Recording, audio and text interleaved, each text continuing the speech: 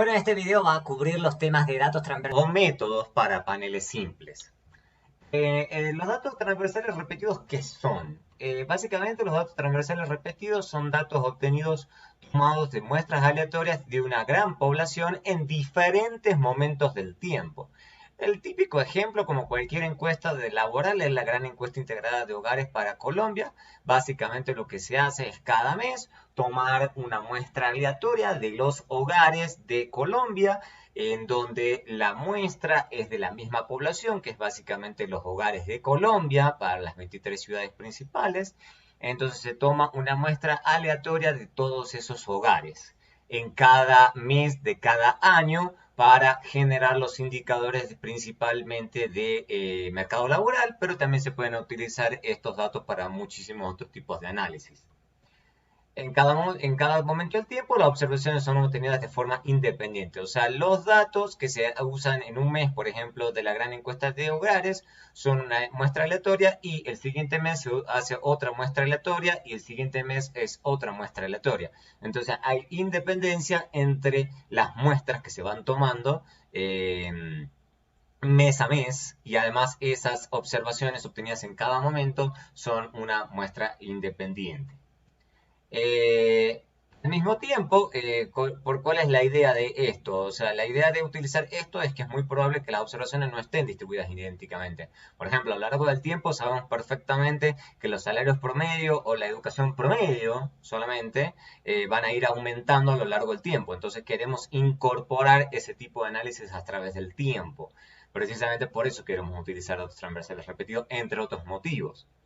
Hay que tener en claro que eso no es un panel. Los datos de panel o longitudinales, que lo vamos a ver más adelante, son observaciones de los mismos individuos, firmas, ciudades, países a través del tiempo. Tienen que ser los mismos. Entonces, por ejemplo, esa es la gran diferencia entre la gran encuesta integrada de hogares y la encuesta longitudinal colombiana de la Universidad de los Andes. Esta encuesta longitudinal, o ELCA, es una encuesta en donde se sigue a los mismos hogares a través del tiempo. Entonces, por ejemplo, esta encuesta comenzó en el 2010 y se buscó seguir exactamente a los mismos hogares en el 2013, se los ha seguido en el 2016 y actualmente se está llevando a cabo la compilación de la encuesta que se llevó a cabo en 2019.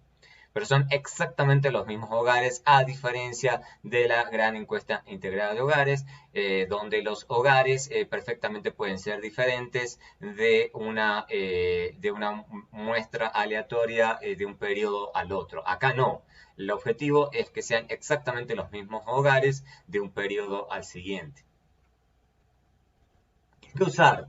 Bueno, primero en principal nos incrementa el tamaño de la muestra, utilizar datos transversales repetidos, entonces eso obviamente nos da mucha más precisión, nos reduce los errores estándar y demás, pero además lo que queremos estudiar también muchas veces son unas relaciones de interés que sean constantes a través del tiempo.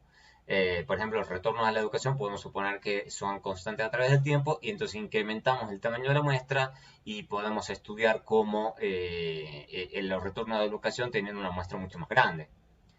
Y además ajustar por cambio de la distribución, como lo mencioné recién, el tiempo es fácil, digamos. Por ejemplo, con agregar una binaria por cada periodo de tiempo o agregar una variable de tendencia, digamos, también nos permite incorporar cualquier cambio que haya habido a través del tiempo. Entonces eso es sencillo, o sea, controlamos por tendencia de la misma forma que lo haríamos para una serie de tiempo. Entonces veamos dos ejemplos sencillos. Veamos, por ejemplo, vamos a ver un ejemplo con la base Fertil 1 y vamos a ver otro ejemplo con la base de datos procesada por mí de la gran encuesta integrada de hogares. Esta es una base de datos sobre fertilidad. Estos son datos transversales repetidos.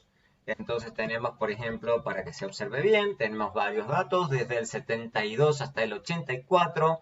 En este caso lo que nos va a interesar es, por ejemplo, es la tasa de fertilidad que ha tenido cada una de las mujeres. Entonces es el número de niños que las mujeres han tenido. Entonces nos vamos a hacer una pregunta súper sencilla, es cómo ha evolucionado la fertilidad de las mujeres a través de estos años controlando por otros factores. Entonces eso es muy sencillo de hacer. Entonces, por ejemplo, si queremos ver cómo ha variado esto sencillamente con los años, hacemos una reg de kids, por ejemplo, contra los años y ponemos i.year. ¿Qué es lo que tenemos ahí? ¿Qué es lo que nos estaría diciendo una regresión tan sencilla como esta? Nos estaría diciendo, por ejemplo, y acá fíjense que ha tirado el año 72, entonces el año 72 es lo que viene a ser el año base. Entonces, ¿qué nos está diciendo? Por ejemplo, que en el año 74 nos está diciendo que la tasa de fertilidad, el número de niños promedio que las mujeres han tenido, se ha incrementado, digamos, en este valor, en 0.18, aunque lo que nos está diciendo la prueba T, digamos, y el p-value, es que no fue una diferencia estadísticamente significativa. Lo mismo está ocurriendo en el 76, de nuevo, 76 respecto de 72. 78 respecto de 72 y 80 respecto de 72, donde ya vemos una diferencia significativa, digamos, una reducción estadísticamente significativa, es aquí. Por ejemplo, estamos viendo que hubo una reducción de menos 0,62 y fue una reducción estadísticamente significativa porque tenemos una T bien grande y un p-value pequeño, y lo mismo aquí. Entonces, entonces tenemos que recién en el 82, respecto del 72, hubo una reducción significativa en la tasa de fertilidad de las mujeres y también en el 84 respecto del 72. Lo que sucede es que, claro, esto que estamos teniendo acá es únicamente habiendo agregado el año. Y la duda que uno nos queda, bueno, si controlamos por muchos otros factores que caractericen a las mujeres en estos años, si esta evolución ha cambiado. Entonces, eso es muy sencillo. Vamos a tratar de controlar por una serie de otras cosas que consideramos que son relevantes. Por ejemplo, podemos controlar por educación, por edad. Podemos también controlar por edad al cuadrado, que también puede tener algún sentido. Podemos controlar también por la raza, la binaria de raza, ubicación, east, norte, esto es donde viven, digamos, west. También podemos poner other rural, town, si viven en un pueblo o si viven en una ciudad pequeña.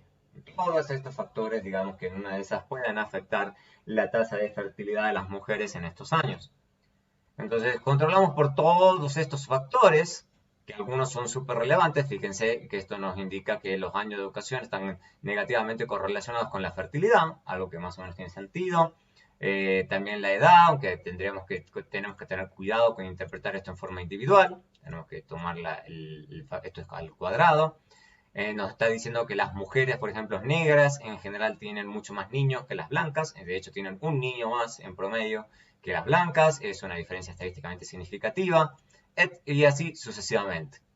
Tenemos toda una serie de controles. Ahora bien, ¿qué nos está diciendo? Fíjense que, en general, las diferencias continúan siendo estadísticamente no significativas para del 74 al 80 y son estadísticamente significativas para el 82 y el 84, aunque sí ha cambiado un poquito los valores. Fíjense que antes nos daba menos 62 para el 84 y menos 78 o 78,8 para el 84 y fíjense que se ha reducido bastante una vez que controlamos por los otros factores que tenemos que debemos tener en consideración.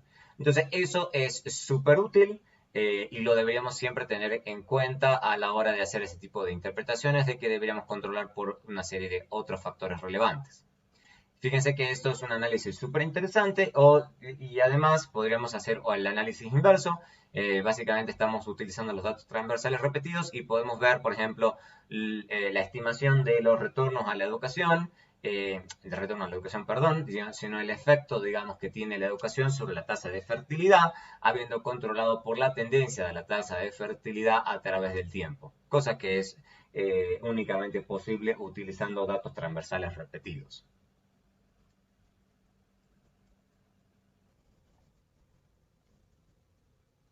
Esta es la base de datos de la gran encuesta integrada de hogares procesada por mí. Esta es sencillamente la base de datos para la totalidad de 2016. Ustedes dirán, entonces es un dato transversal de un solo año. Sí, pero si vemos por mes, esto es para todos los meses del año. Entonces, en realidad, estos son datos transversales repetidos. Es solamente que corresponden a un único año, pero a todos los meses de cada año. Entonces, en cada año lo que se hizo, en cada mes del año, lo que se hizo es tomar una muestra aleatoria, independiente la una de la otra, a lo largo del año. Eso es lo que típicamente se hace en la gran encuesta integrada de hogares. Entonces, supongan que ustedes dicen, bueno, lo que a mí me interesa aquí es ver, por ejemplo, la evolución, como lo veíamos recién, de los salarios reales, el salario, por ejemplo, el logaritmo del salario por hora, por ejemplo. Queremos ver la evolución de los salarios por hora en el año, por ejemplo, a través de los meses. No hay ningún problema, corre perfectamente. Entonces, fíjense que esto me está diciendo cómo ha evolucionado a lo largo del año los salarios. Entonces, nos indica que en promedio, por ejemplo, los salarios se redujeron en el mes de febrero respecto a en febrero respecto a abril. Fíjense que acá está utilizando el mes 1, o sea, enero, como el mes base. Marzo también hubo una diferencia. En abril también hubo una diferencia estadísticamente significativa, aunque acá es positiva. Y así sucesivamente, de la misma forma que lo hicimos para el fértil, solamente que acá ahora nuestra variable dependiente es el logaritmo del salario por hora. Y supongan que ustedes dicen, bueno, a mí lo que me interesa es ver las estimaciones de los retornos a la educación controlando por mes del año. No hay ningún problema, eso es sencillamente agregar educación en años. Lo agregamos acá y tenemos esta estimación de los retornos a la educación en el año 2016, controlando por los meses. Entonces esto nos estaría diciendo que un año más de educación nos incrementa en 9.5% el salario promedio. Y podemos de nuevo agregar mucho más controles, como siempre. Por ejemplo, podemos poner edad, o podemos poner también edad al cuadrado, de esa forma. Entonces, edad también es significativo, pero podemos poner edad al cuadrado, como siempre. De punto, dos veces el numeral, y agregamos para que agregue edad en forma lineal y cuadrática. Entonces acá está edad en forma lineal y su término cuadrático, que es negativo, lo que casi siempre esperamos. Y así podemos, agregar muchos otros controles. Lo otro que nos puede interesar, y está muy bien, es, por ejemplo, hacer estimaciones de la brecha de género. Entonces ahí ponemos i.mujer. Entonces esa es la brecha salarial de género. ¿Okay? Entonces, como siempre, esto nos indica que las mujeres en la muestra ganan en promedio un 26% menos respecto de los hombres. Quizás un poquito más si hacemos la aproximación exacta. Y de la misma forma podemos tratar de estudiar cómo ha evolucionado, por ejemplo, la brecha salarial de mujer, por ejemplo, a través del año, de los meses en el mismo año. Entonces, por ejemplo, eso lo podemos estudiar haciendo también esta doble interacción y poniendo i.mes. Entonces, ¿qué es lo que va a hacer? Y acá es bien interesante, digamos. ¿Qué es lo que nos está diciendo? Nos está diciendo cuál ha sido la evolución a través del año de la brecha salarial. Fíjense que la brecha salarial nos está diciendo acá que efectivamente hubo una brecha salarial a través en el año, en promedio, que es lo mismo que tuvimos recién, solamente que es un poquito diferente porque ahora estamos agregando estas interacciones. Entonces, esto fíjense que en general son todas no significativas. Entonces, básicamente lo que nos estaría diciendo esto, de que si bien hubo algunos cambios a través del año en la brecha salarial, esa brecha salarial en general se mantuvo relativamente igual a lo largo del año. Por eso tenemos estimaciones estadísticamente no significativas.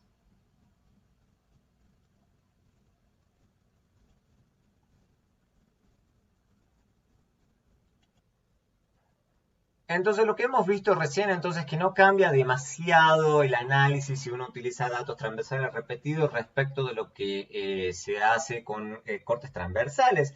Entonces parece que no tiene un gran valor agregado respecto de lo que habíamos hecho antes, con la única diferencia que deberíamos controlar por tendencia.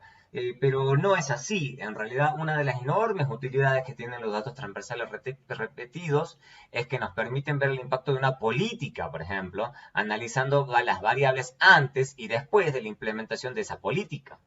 Esa es una enorme ventaja que tenemos con los datos transversales repetidos. Vamos a ver, por ejemplo, vamos a utilizar un ejemplo acá y después les voy a mostrar más ejemplos, pero veamos, por ejemplo, este caso de, la construcción de un incinerador sobre el valor promedio de las casas en diferentes terrenos. Bien, estos son datos respecto de los valores de unas casas a 2 años, 1978 y el 81. Esto es antes de la construcción de un incinerador de basura y el 1981 donde ya se había empezado la construcción del incinerador de basura. Entonces tenemos tan solo 2 años de datos. Entonces la idea es tratar de estudiar, ver cómo la construcción de ese incinerador de basura puede haber afectado el precio de las casas entre cada uno de los años. Entonces, ¿cuál es la idea sencilla? Es que seguramente los precios de las casas que están cerca del incinerador, porque precisamente el incinerador va a generar contaminación, humo y demás, va a generar muchas molestias y va a bajar el precio de esos terrenos. Entonces, hagamos algo simple. Entonces digamos, entonces queremos ver cuál es la diferencia salarial, la diferencia de precios de las casas en, por ejemplo, 1981. Digamos. Entonces tenemos, por ejemplo, el logaritmo de los precios de las casas, de los precios, o precios reales, para que sea un poco más claro. Entonces veamos para que eso esté en vez del logaritmo, para que esté en número esto está en dólares. Entonces veamos, por ejemplo, estar cerca, near, del incinerator. Digamos, esto como para que quede claro que es lo que estoy corriendo. Entonces esto es el precio. El precio de las casas en dólares de 1978, para que estén en dólares constantes, y esto es sencillamente igual a 1, esto es una binaria, igual a 1, si la distancia respecto del incinerador es menos, creo que esto está en pies, unos 15.000, 16.000 pies cerca a la redonda del incinerador. Entonces queremos ver, por ejemplo, para 1981, cuál era la diferencia. Entonces, real price, y le ponemos acá near incinerator, if igual 1981. No hay problema, se puede hacer. ¿Qué nos estaría diciendo eso? Nos está diciendo que las casas que están cerca del incinerador, precisamente lo que esperábamos, tienen un precio promedio mucho menor, de alrededor de, en promedio, unos $31.000 o 30.688 dólares, para ser más exactos. Tienen un precio promedio mucho más bajo que las que están lejos. Esto es, los que están cerca respecto de los que están lejos. O sea, la binaria es 0 si se está lejos del incinerador.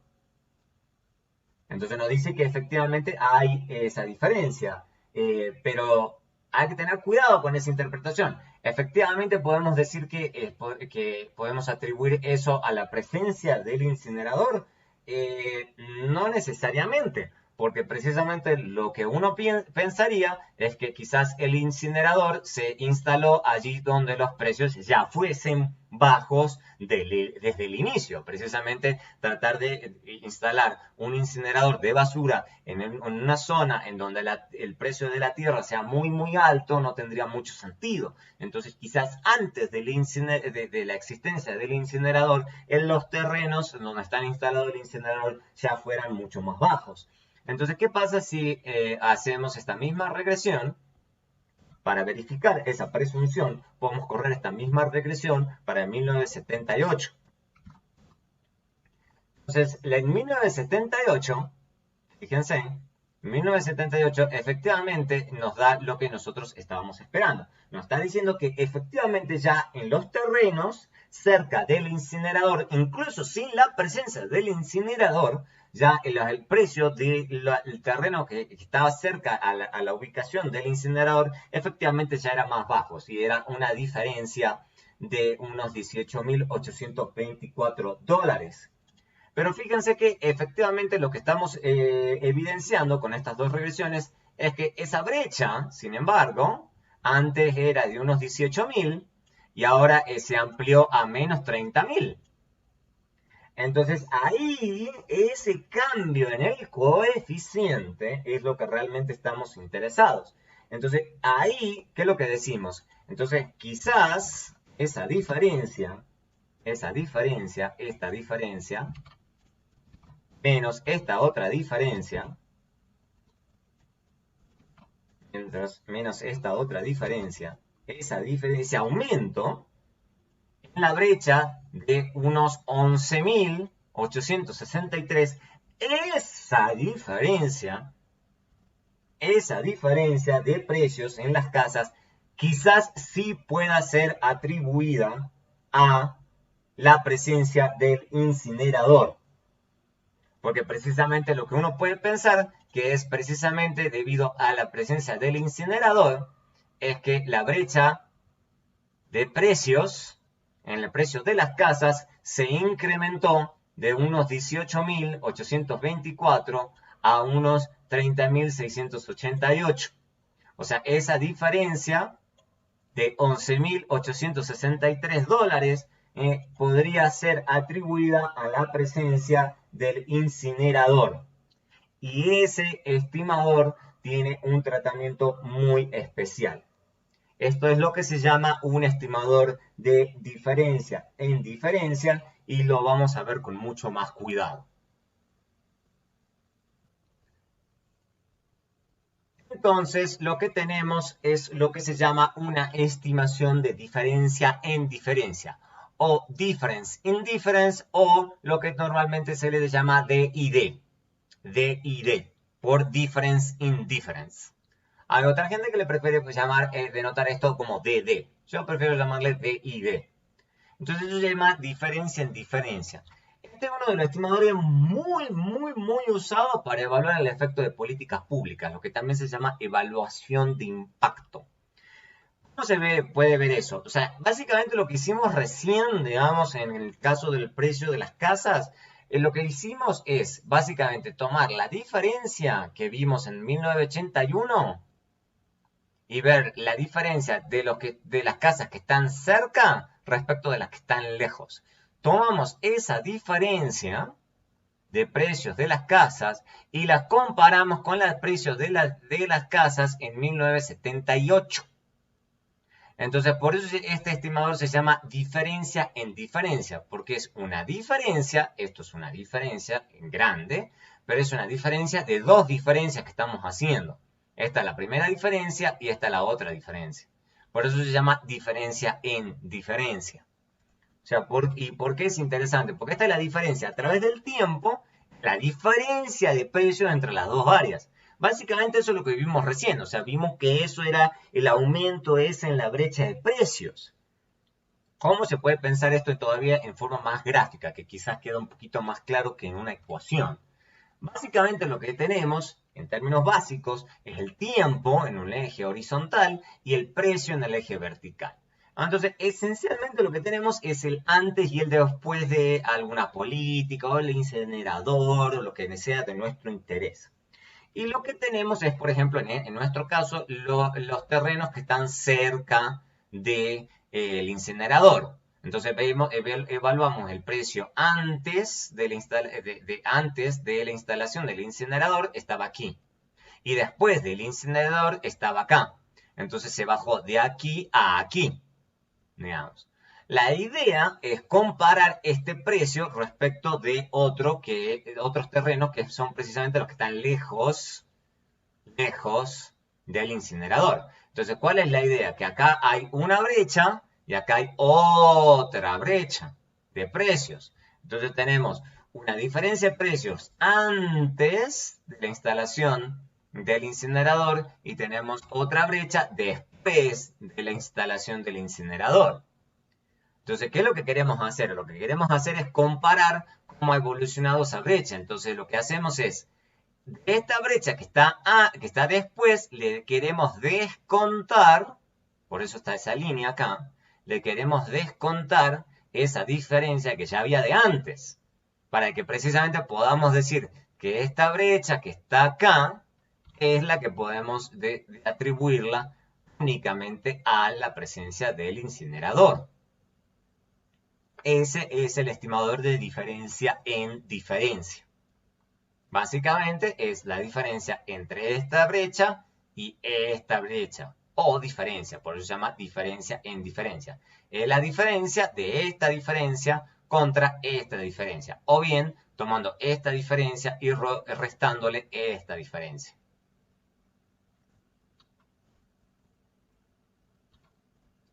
Entonces, lo siguiente a continuación es pensar, bueno, pero ¿será que esa diferencia es estadísticamente diferente de 0? Entonces, para eso, ahí sí utilizamos un análisis de regresión, que no es muy complicado en su versión más básica.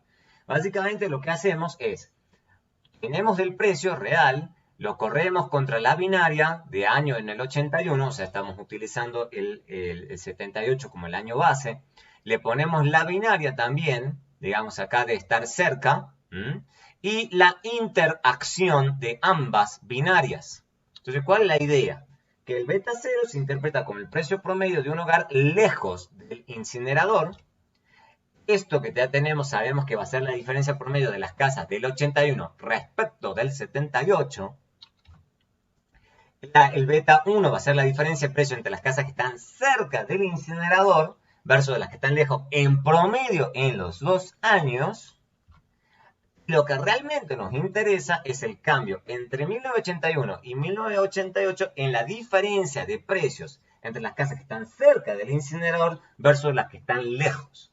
O sea, esto que tenemos acá es lo que realmente es el estimador de diferencia en diferencia, que es el usualmente interpretado como el efecto del incinerador sobre el precio de las casas. Eso es como para que se entienda lo que vamos a hacer ahora, volviendo a la base de datos. Lo que vamos a correr es precisamente esa regresión y vamos a ver si esa diferencia que sacamos recién es estadísticamente significativa. Entonces, lo que habíamos visto recién, habíamos hecho esta estimación de esta diferencia de $11.863 y queremos averiguar sobre si podemos calcular esa diferencia con regresión y además evaluar si es estadísticamente diferente de 0.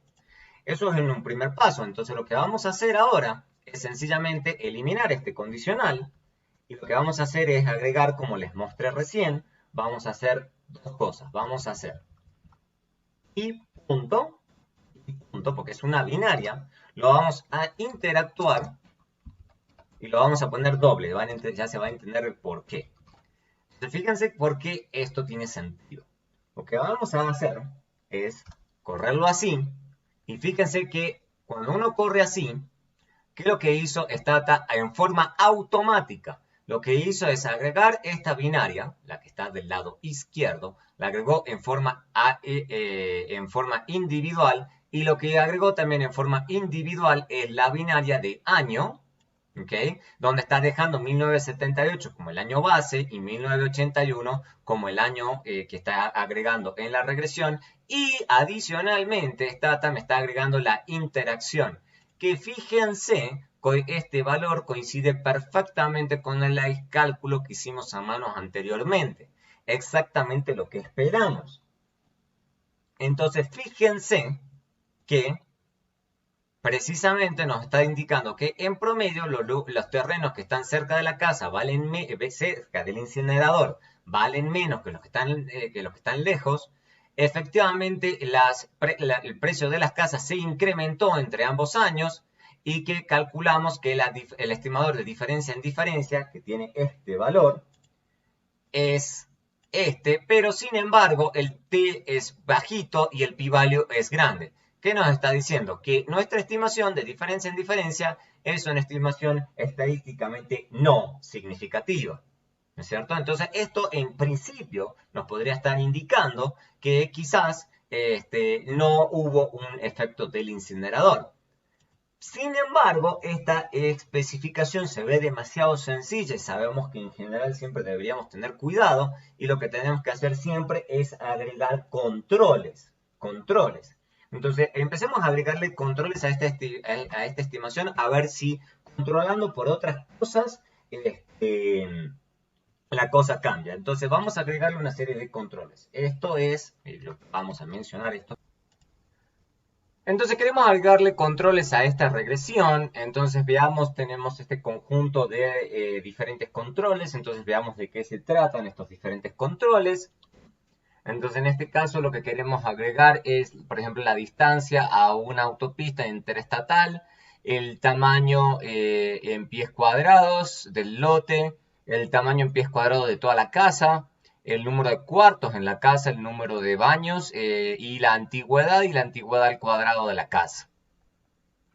Agregamos, ¿qué sucede entonces si agregamos todos estos controles a la regresión? A ver qué tanto cambia la historia respecto de nuestra estimación de diferencias en diferencias. Entonces tenemos acá inter, land, area, rooms, baths, h y h al cuadrado. Todos estos controles. Entonces lo que tenemos acá, lo corremos y vemos entonces que ahora, después de haber agregado todos esos controles, obtenemos que la estimación de diferencias en diferencias se vuelve altamente significativa. Y nos incrementa precisamente la reducción de una caída de $11.000 a una caída de $14.000 estadísticamente significativa. ¿Qué es lo que puede haber pasado? Sencillamente que teníamos un sesgo por variable omitida anteriormente, o sea, todos estos factores antes estaban correlacionados con nuestro estimador de diferencias en diferencia. Entonces, efectivamente, lo que debíamos haber hecho es haber controlado por todos estos factores. Entonces, siempre agreguen controles a sus regresiones. Finalmente, una cosa que podemos hacer, y también está muy bien, es por ejemplo si queremos analizar esto, porque fíjense que esto está medido en dólares, ¿qué pasa si queremos analizar esto en términos de log nivel? También se puede hacer perfectamente, no hay ningún inconveniente. Lo que vamos a hacer entonces es tomar el logaritmo de este precio. Entonces, ¿qué tenemos? Fijémonos con los mismos controles y demás. Tenemos entonces logaritmo del precio. Logaritmo del precio. Entonces veamos que si hay alguna variación en el precio en términos log nivel para que tengamos una interpretación de la diferencia en diferencia en términos porcentuales.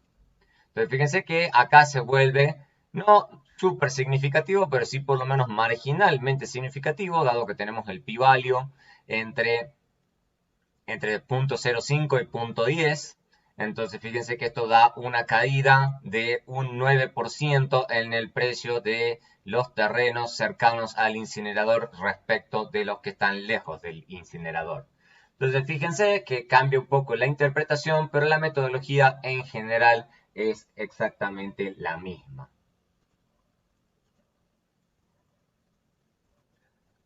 ¿Cuándo se utiliza esta metodología de diferencias en diferencia? Bueno, es una metodología muy usada en lo que se llaman experimentos naturales o cuasi experimentales. ¿Cuál es la definición de este tipo de experimentos? Es un evento exógeno, o sea, por ejemplo, algún cambio en una política del gobierno, una ley, que cambia el contexto en que los individuos, la familia, las firmas o las ciudades operan. Es tan sencillo como eso. En estos casos siempre la idea es pensar que esta política, este cambio en la política genera dos grupos que son necesarios para hacer el estudio. La idea es que siempre esta política va a tener un grupo que es el control, que es el no afectado por el cambio de la política. Ese es el que realmente a nosotros lo vamos a utilizar como punto de referencia. El otro grupo es el grupo de tratamiento, o sea, el que es efectivamente afectado por el cambio de la política. Entonces, como hicimos recién, recuerden que lo que hicimos es utilizar a los lugares que estaban cerca del terreno del incinerador como los controles y los terrenos que estaban cerca del incinerador como el grupo tratamiento. Eso es básicamente lo que hicimos recién. ¿Cuál es la diferencia de esto respecto a lo que se considera un experimento ideal, donde se eligen a los grupos, por ejemplo, en el caso de los medicamentos? Típicamente, por ejemplo, en el caso de los medicamentos, lo que se hace es tomar un grupo grande, digamos, de gente enferma con cierta enfermedad. Entonces lo que se hace es tener a este grupo que todo el mundo tiene la misma enfermedad y a un grupo que uno está eligiéndolo, eso es lo que lo hace difícil. Uno elige, aunque generalmente en forma aleatoria, el grupo que va a recibir el tratamiento, digamos usualmente algún tipo de medicamento experimental, y uno siempre mantiene un grupo que es el control, digamos. Entonces la idea es comparar la gente que recibe el medicamento respecto de los que no reciben el medicamento y uno tiene absoluto control en esto. En los experimentos naturales no tenemos tantas ventajas. La idea es que solamente con el cambio en la política, que usualmente tenemos que pensarlo mucho, depende mucho del caso. Por ejemplo, tenemos un cambio en el impuesto a la nómina, por ejemplo, si queremos pensar cuál es el efecto de un cambio en el impuesto a la nómina. Por ejemplo, normalmente los impuestos a la nómina realmente van a afectar únicamente a los trabajadores asalariados. Entonces, ese va a ser nuestro grupo de tratamiento. En cambio, quienes van a ser el grupo que no va a ser afectado por este tipo de cambio de los impuestos, por ejemplo, pueden ser los cuenta propia, o sea, porque los cuenta propia no están sujetos a cambios en los impuestos a la nómina. Están sujetos a otros tipos de impuestos, pero no por los impuestos a la nómina. Entonces, dependiendo el contexto de la política que estemos estudiando, es cómo va a surgir los grupos tratamiento y control que utilicemos. A diferencia del caso ideal, como son los medicamentos, en donde el científico tiene mucho más control sobre los grupos de tratamiento y control. O sea, para utilizar estos grupos, que eso es lo fundamental, al mismo tiempo necesitamos datos para dos momentos del tiempo. Por eso es que ahí esto entra los datos de transversales repetidos. Necesitamos datos antes del cambio de la política y datos después del cambio de la política. Entonces, ¿cuál es la idea fundamental y por qué se utiliza mucho? Porque no se está necesitando demasiados datos. Fíjense que al final del día lo que estamos haciendo es dividir a los datos en cuatro grupos. Estamos dividiendo entre los grupos de control antes del cambio, el grupo control después del cambio, el tratamiento antes del cambio y el grupo tratamiento después del cambio. Ya con dividir a la muestra en estos cuatro grupos ya tenemos suficientes elementos para poder hacer un cálculo, aunque sea preliminar, de la estimación de diferencias en diferencias. Entonces, lo que hacemos en términos econométricos son definir binarias en función de esos cuatro grupos, y lo que hacemos es definir una binaria que es tratado igual a 1 si los individuos forman parte del grupo tratado, y obviamente es igual a 0 si está en el grupo control. Adicionalmente tenemos otra binaria que es después, que es igual a 1 si el periodo corresponde a después del tratamiento, e igual a 0 si corresponde a antes del tratamiento. Y lo que hacemos es correr la siguiente regresión, digamos, en términos básicos. Lo que hicimos antes era para el ejemplo, en este caso es en términos generales. En términos generales, ¿qué es lo que va a ocurrir? Tenemos esta estimación. ¿Qué es lo que estamos haciendo? Esta es la variable dependiente, este es el intercepto, y esta es la binaria después, esta es la binaria tratado, y esta es el estimador de nuestra diferencia en diferencia que surge de interactuar la binaria después con la binaria tratado. De ahí obtenemos nuestra estimación de diferencia en diferencias. Y entonces tenemos la dependiente. Entonces esto es lo que nosotros consideramos que es el tratamiento, el efecto tratamiento.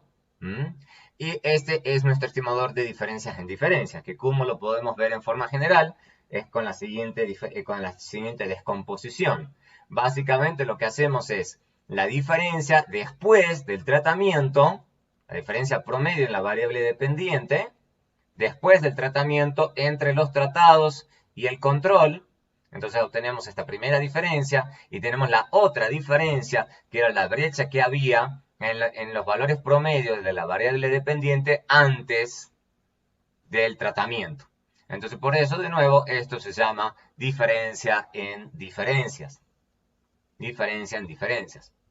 Otro nombre que a veces le dan, digamos, y también puede ser estimado con otros métodos, es lo que se llama el efecto tratamiento promedio. Esto también se le llama efecto tratamiento promedio. Eso, o como también se encuentra mucho en la literatura, porque casi todo está en inglés, se dice Average Treatment Effect, o ATE. Entonces eso es lo que normalmente la gente está interesada, en tratar de calcular este ATE. Porque ¿qué es lo que estamos queriendo hacer? ¿Por qué se llama efecto tratamiento promedio? Porque al final del día lo que estamos haciendo es evaluando el efecto del tratamiento, o sea, de una política pública o cualquier política que tengan en mente, en el promedio de los individuos. Por eso se llama efecto tratamiento promedio. La idea es que hay veces que el tratamiento puede tener un efecto diferenciado a través de los individuos, o sea, ciertos individuos van a ser más afectados que otros. Entonces, al final del día, lo que nosotros estamos estimando no es el efecto tratamiento para cada uno de los individuos, sino que al final del día lo que estamos haciendo es tomando el promedio de ese efecto a través de los diferentes individuos.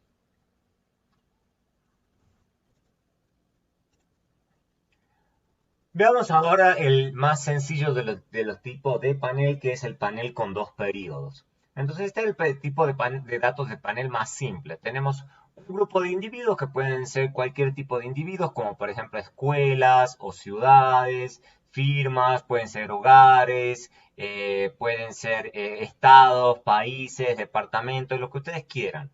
La idea es que tenemos datos para estos individuos solamente en dos momentos del tiempo, o sea, en un t igual a 1 y un t igual a 2.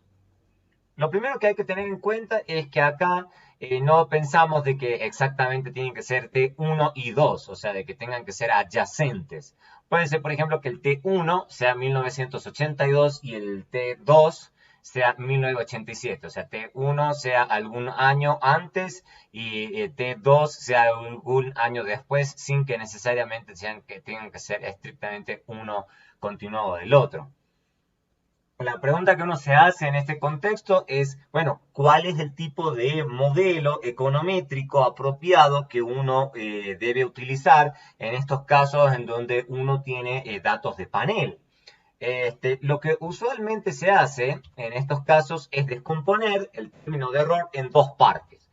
O sea, lo que se hace en estos casos es hablar de AI, que se llama, tiene un montón de nombres, pero acá le vamos a llamar heterogeneidad no observada. Esto es la heterogeneidad de los individuos, por eso es AI nada más.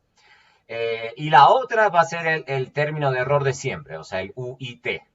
Entonces, ¿cómo se va a ver el modelo clásico, digamos, en las estructuras de datos de panel? Se va a ver de la siguiente forma. Vamos a tener la variable dependiente con la única diferencia de que ahora es YIT, es igual al intercepto. Acá estamos controlando por el tiempo. Esta es la binaria igual a 2 para t igual a 2. Tenemos una variable dependiente. Vamos a empezar con una sola por ahora. Y acá tenemos, entonces, fíjense, ahora en vez de tener solamente U y T, tenemos dos partes. Tenemos AI y tenemos UIT. Entonces tenemos dos partes del término de error. Por eso lo estamos partiendo en dos. Ya se va a entender el por qué. Entonces, I en estos modelos siempre indican el individuo, por eso es I. Y lógicamente T indica el tiempo, por eso es YIT. Porque la idea es que podamos observar al mismo individuo a través del tiempo. Entonces, por eso este modelo es el adecuado. Entonces lo que estamos teniendo es la variable dependiente, es el valor que toma la variable y para el individuo y en el momento t. Y lo mismo corre para todas las otras variables que agreguemos aquí. La idea, como les digo, es que esa binaria, que es de 2, es sencillamente una binaria tal que es igual a 1 para t igual a 2 y 0 para t igual a 1. No es una binaria muy complicada. La idea es sencillamente controlar por tendencia. Para controlar por tendencia, incluso si fíjense tenemos dos periodos, siempre deberíamos controlar por tendencia. Eso es lo que estamos haciendo todo el tiempo y jamás deberíamos omitirlo.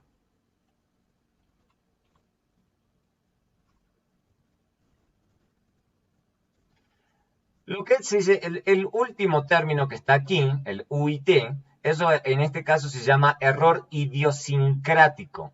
Y eso representa los factores no observados que cambian a través del tiempo y afectan a YT. En cambio, ahí son los factores que afectan a YT, pero que no cambian a través del tiempo. Entonces, esto es el error ahora que se llama idiosincrático. Y tienen un comportamiento muy similar a lo que tenemos en series del tiempo. Veamos un ejemplo simple como para que se entienda de qué estamos hablando. Pues el modelo que vimos recién es el modelo teórico general. Entonces veamos, por ejemplo, un modelo para el desempleo, del efecto del desempleo en el crimen. Y por ejemplo, supongan que ustedes tienen datos de 1982 y 1987.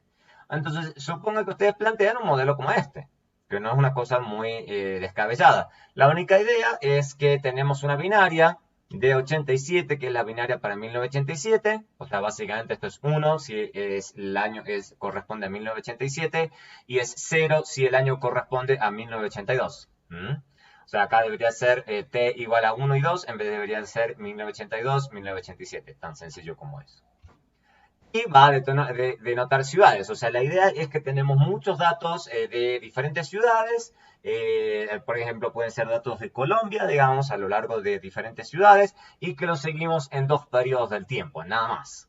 Entonces ustedes pueden pensar que tienen datos de Bogotá, Medellín, Cali, etcétera, digamos, en 2 años.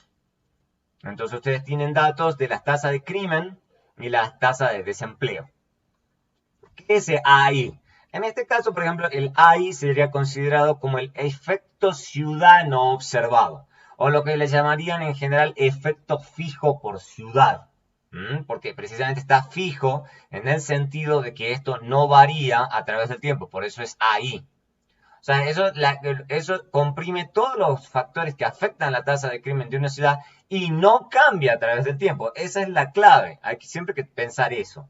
Entonces, ¿qué es lo que puede incluir eso? Muchas cosas. Esto puede incluir, por ejemplo, ubicación geográfica, actitudes frente al crimen, por ejemplo, puede ser un tema cultural, puede ser que haya ciertas ciudades que son más tolerantes con el crimen y hay ciudades menos tolerantes con el crimen. Y uno puede considerar que, por ejemplo, que eso es una cosa constante a través del tiempo para las ciudades, o por lo menos constante en el corto plazo, porque esa es la idea. También puede considerarse que son cosas demográficas que son constantes en el corto plazo, especialmente en un periodo de tiempo tan cortito como este. Si en cambio uno tendría un panel mucho más largo, esto es más difícil de argumentar. ¿Okay? Pero para un panel cortito, en general, esto es en general válido. Volvamos al modelo general. Entonces, este es el modelo general que nosotros estamos planteando, ¿no es cierto? Entonces, la pregunta que obviamente nos hacemos es cómo estimar correctamente beta 1, ¿no es cierto? Entonces, la primera pregunta que a uno se le ocurre es decir, bueno, pero entonces, ¿por qué no juntamos los datos, corremos todos los datos, o estamos directamente controlando por tendencia, pero básicamente lo estamos juntando, y lo estamos corriendo mínimos cuadrados ordinarios? Cuando uno está haciendo eso en un panel, ¿okay? Cuando uno corre mínimos cuadrados ordinarios en un panel, normalmente eso se llama pooled OLS o se llama MCO agrupado. En el contexto de datos de panel, eso se llama así. Entonces uno dirá, bueno, pero ¿y qué tiene de malo? ¿Cuál es el inconveniente con buscar esta estrategia que es la que siempre hemos utilizado antes? Bueno, el problema es que esto tiene una severa limitación. Nos obliga a suponer que ahí no está correlacionado con XY. ¿En qué sentido estoy diciendo eso? Muy fácil, lo que básicamente estamos diciendo, si hacemos esta estrategia, si seguimos esta estrategia que está acá, en realidad lo que estamos haciendo al seguir esta estrategia es suponer que el modelo no es este que tenemos planteado aquí. Lo que estamos suponiendo es que tenemos este modelo. Bueno, fíjense que al último, en mi término de error, ya no es AI más UIT, es VIT. O sea, estoy suponiendo que estoy haciendo, los estoy agrupando, los estoy juntando al hacer eso. Esto se llama un error compuesto. Entonces estoy sumando la heterogeneidad no observada con el error idiosincrático, los estoy metiendo juntos al hacer esta estrategia. Entonces, si hago eso, fíjense, para que estos mínimos cuadrados ordinarios sea insesgado, recuerden que el supuesto clave para hacer esto era el de media condicional 0. Entonces, ¿qué es lo que sucede? Si estamos haciendo el supuesto de media condicional 0, recuerden que entonces estamos tomando la esperanza condicional de b y t condicional a x y t. Pero sabemos que b y t, dado el modelo original, digamos, que estamos suponiendo, se descomponen entre estas dos partes. Entonces, básicamente, si lo distribuimos, lo que tenemos entonces es la esperanza de a condicional a x y t es más la esperanza del error idiosincrático. E incluso si nosotros suponemos que esto es 0, que no hay problema, se puede suponer que esto es 0, fíjense que al final del día también debemos suponer que esto es 0. Pero para que esto sea 0, sí o sí tengo que suponer que la correlación entre a y x y t es 0, para que esto sea cierto. Eso no es cierto, esto no es 0, entonces se dice que tenemos un sesgo por heterogeneidad. Entonces, ¿cuál es la idea?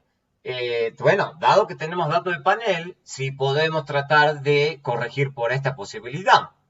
Bueno, eso se puede hacer. La clave es que no estamos explotando que tenemos datos de panel. El hecho de que tengamos datos de panel nos permite precisamente controlar por el efecto no observado ahí. La pregunta obvia que uno se hace es, bueno, pero entonces, ¿cómo lo hago? ¿Cómo puedo tratar de eliminar este AI? ¿Cómo es que este AI puede dejar de ser un problema para mí?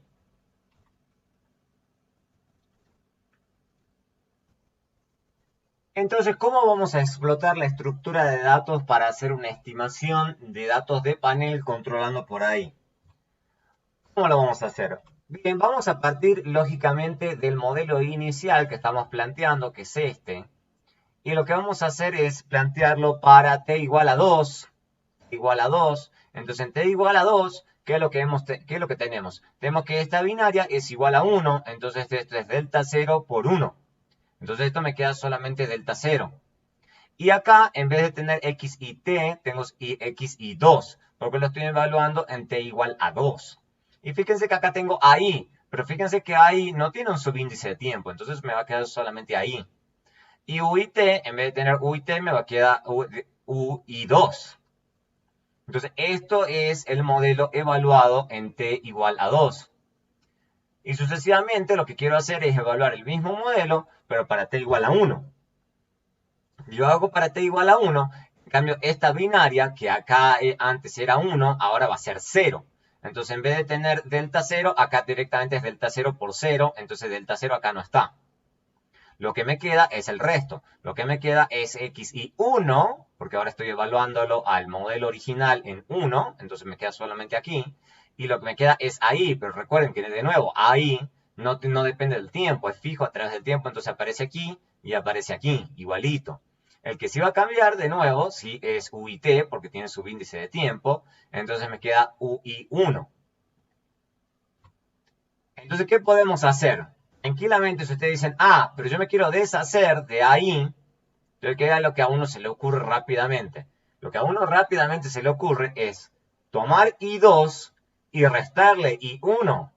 Eso es lo que a uno se le ocurre rápidamente. ¿Eso qué significa? Básicamente que vamos a tomar esta diferencia y vamos a reemplazar por y i2 aquí. Y esto es y i1 de este lado. Entonces, fíjense que va a ocurrir. Varias cosas se van a cancelar y otras no. Entonces, el beta 0 se va, claramente. Esto se va con esto, clarito. El que se va a quedar, obviamente, es delta 0, porque acá delta 0 está y delta 0 no está aquí. Entonces, delta 0 va a seguir apareciendo.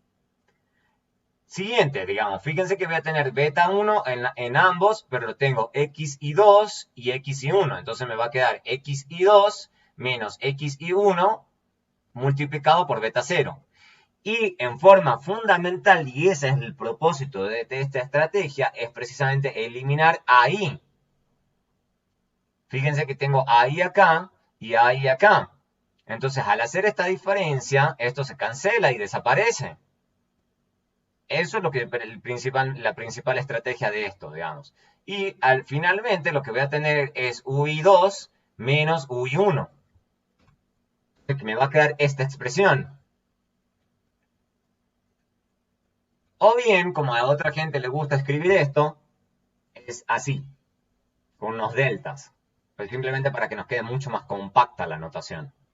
Y fíjense que en esta última expresión, que básicamente de nuevo, estos deltas lo que indican son estas diferencias, cada una de estas diferencias, o sea, del 2 contra el 1, 2 contra el 1, estas son las primeras diferencias. Entonces, fíjense que en forma fundamental y el propósito de esta estrategia es precisamente eliminar ahí. Eso es lo clave. Entonces, esa es la estrategia de esto. Por eso lo estamos decidiendo. Por eso estamos tomando lo que se llama la primera diferencia.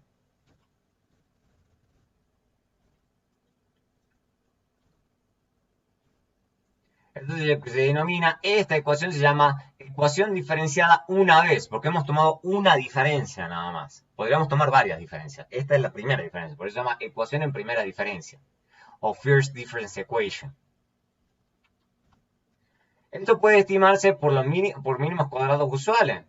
Porque, ¿por qué no? O sea, lo que estamos haciendo es simplemente una transformación de los datos a través del tiempo. Estamos tomando la primera diferencia y tranquilamente estamos tomando esta variable y estamos regresando esta variable, solamente que en primera diferencia, contra estas primeras diferencias. Y perfectamente corre mínimos cuadrados usuales. Pero claramente, para que nosotros estemos asegurando de que esto va a resultar en esta estrategia, va a resultar en un estimador en mínimos cuadrados ordinario insesgado, tenemos que hacer el supuesto de siempre. O sea, que es que la media condicional, solamente que en vez de ser U y T y X y T, ahora es delta de U y T, condicional al delta de X y T.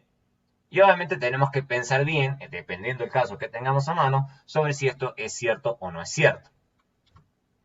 Si uno hace eso, si uno hace todo este procedimiento, esto se llama estimador en primera diferencia o first difference. ¿Ok?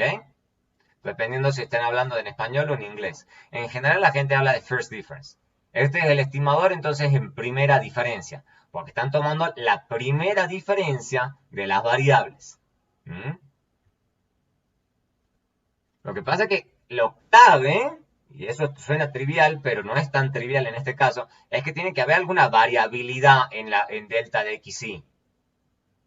Esto no es tan trivial, porque obviamente puede fallar si obviamente X y T no cambia a través del tiempo. El ejemplo típico es el sexo. O sea, es extremadamente raro que en la muestra alguna persona vaya a cambiar de sexo. Puede ocurrir, pero va a ocurrir con muy poca fracción de la gente. Entonces, en general, en las muestras usuales, ningún individuo va a cambiar de sexo. Entonces, no podemos agregar, entonces, en una estimación de primera diferencia, el sexo. En general, no va a pasar, porque ningún individuo en general en nuestra muestra va a cambiar de sexo. Y esto puede parecer un poquito trivial, pero también tiene sentido, por ejemplo, si tenemos datos anuales, por ejemplo, es muy probable que haya una variable de que cambien el mismo monto para todas las observaciones, por ejemplo, la edad.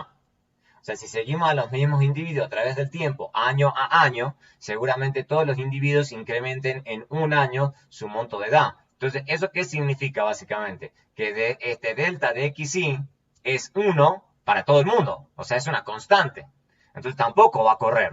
En este caso, en el primer caso, el delta de XY es 0. Entonces, obviamente no podemos estimar algo que no varíe, que varíe 0. Entonces, obviamente, por eso no puede formar parte de la regresión. En este caso, no es que sea 0, sino que es alguna constante, como puede ser 1, 2, 10. Entonces, si nosotros sabemos perfectamente que no podemos estimar un beta de algo que se mantenga constante. Eso se va acá. Entonces, no lo podemos agregar tampoco. Veamos ahora cómo funciona este modelo con la base de datos CRIME2. Esta es la base de datos que contiene información sobre crimen y desempleo. Los datos a qué años corresponden a los años 1982 y 1987. Entonces, supongan que ustedes están interesados, de nuevo, en la tasa de crimen. Estos son datos a nivel ciudad, combinado con desempleo. Entonces, esto es el número de crímenes por cada 1000 habitantes y la tasa de desempleo. La idea es simplemente conectar cómo la tasa de desempleo está relacionada con los crímenes.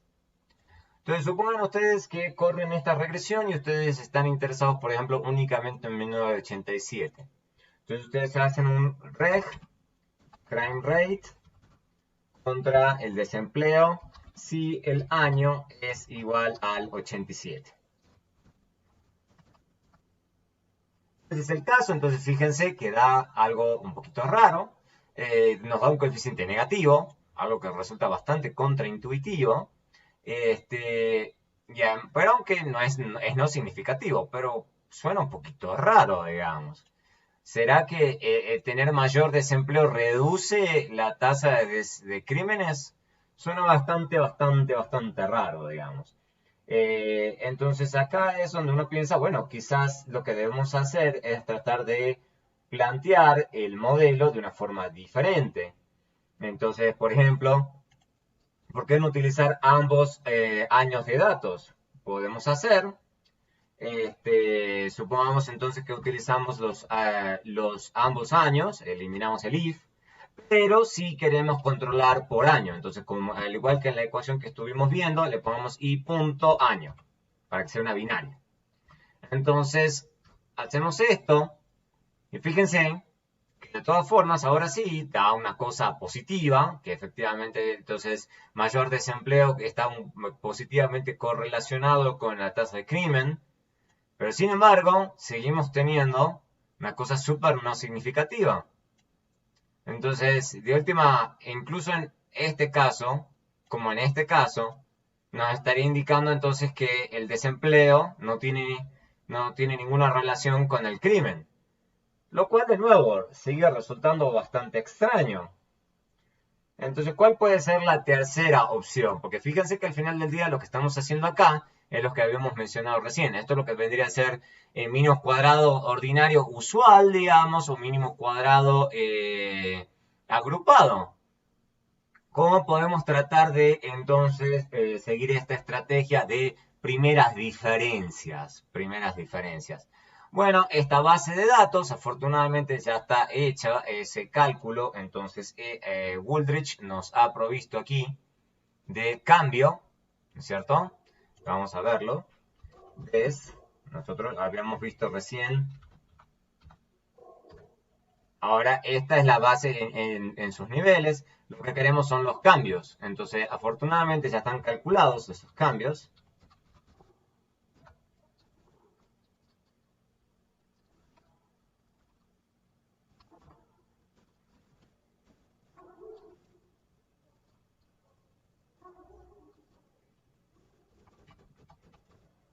El crime rate y el cambio en un M. Entonces, fíjense que acá está el cambio en la tasa de crimen, el cambio en el desempleo. Ya está hecho el delta. Estos son los deltas. Si están hechos los deltas, entonces lo que hacemos es directamente entonces regresar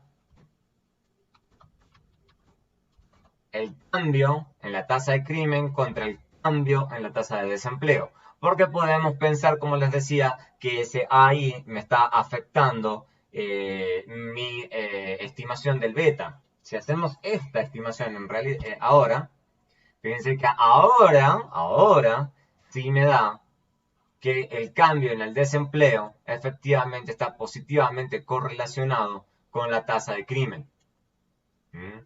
Y para ser más exactos, lo que podemos hacer es, para tratar de interpretar correctamente eso, vamos a ver cuáles son las unidades de medida. Pero fíjense que efectivamente, miren que esto va de, esto es una tasa, cada 1000 habitantes, en cambio esta es la tasa de desempleo. Entonces, y eso está en porcentaje. Entonces esto me está diciendo que si aumenta en un 1% la tasa de desempleo, eso me aumenta el índice de crímenes cada 1000 habitantes en 2.2. O sea, por cada un punto que se incrementa la tasa de desempleo, el índice de crímenes cada 1000 habitantes se aumenta en 2.2. Eso es lo que me estaría diciendo esto. Y adicionalmente es una estimación estadísticamente significativa dado que este p-value está debajo de 0.05. Entonces, fíjense cómo ha cambiado de forma radical las conclusiones que habíamos obtenido antes de las anteriores estimaciones, que habíamos obtenido que no había una relación, pero una vez que pasamos a hacer primeras diferencias, efectivamente sí hay una relación y sí es estadísticamente significativa entre la tasa de desempleo y la tasa de crímenes a través de las ciudades.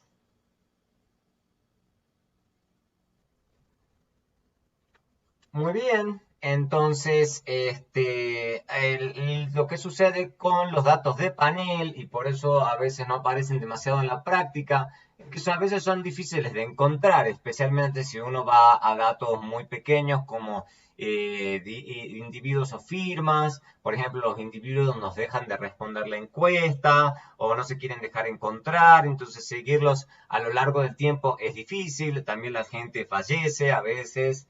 Entonces la gente desaparece del panel. Las firmas también ocurre lo mismo, solamente que cosas parecidas.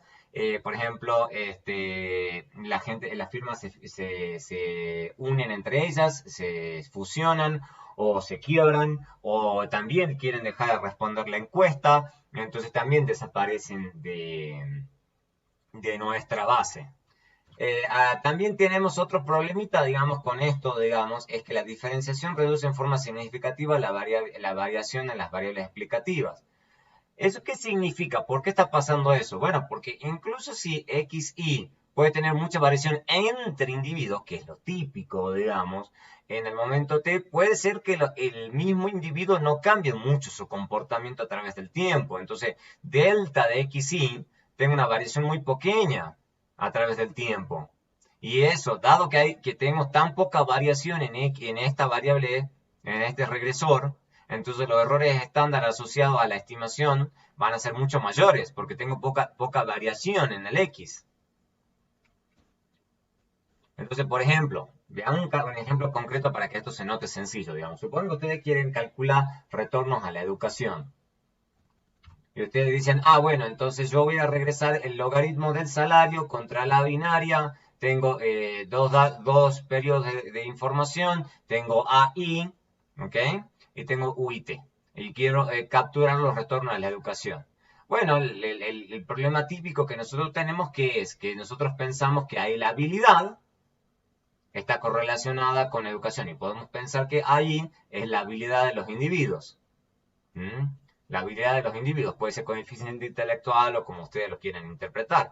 Pero la idea es que eso es la habilidad de los individuos, que es constante a través del tiempo, está correlacionada con los años de educación que los individuos elijan.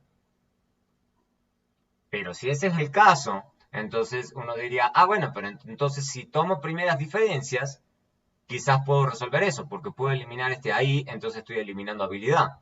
Sí, se puede hacer perfectamente, podemos tratar de correr esto. No hay ningún problema, o sea, correr los estimadores en primera diferencia. Pero eso tiene un pequeño inconveniente en la práctica. El inconveniente en la práctica es que la variación a través del tiempo, en los años de educación, eso no cambia mucho. O sea, no es que la gente cambie demasiado sus años de educación a través del tiempo, especialmente cuando ya están recibiendo un salario. Entonces, qué sé yo, la gente, digamos que ya tiene cierto nivel de educación, a veces se queda con ese nivel de educación durante mucho tiempo. O sea, hay gente que, por ejemplo, si ya tiene secundaria, hay veces que es raro que ya están en el mercado laboral, pasen a tener universitario. O que si están universitario, pasen a tener posgrado. O que si tienen un posgrado, pasen a tener un doctorado o superior. Entonces, o sea, y si bien los hay, esta variación va a ser muy poquita. Hay muy poquita gente que introduce esa variación. Entonces, el error estándar de esta estimación que hagamos va a ser muy alta porque no varía mucho este regresor. Entonces nos lleva probablemente a especificaciones estadísticamente no significativas.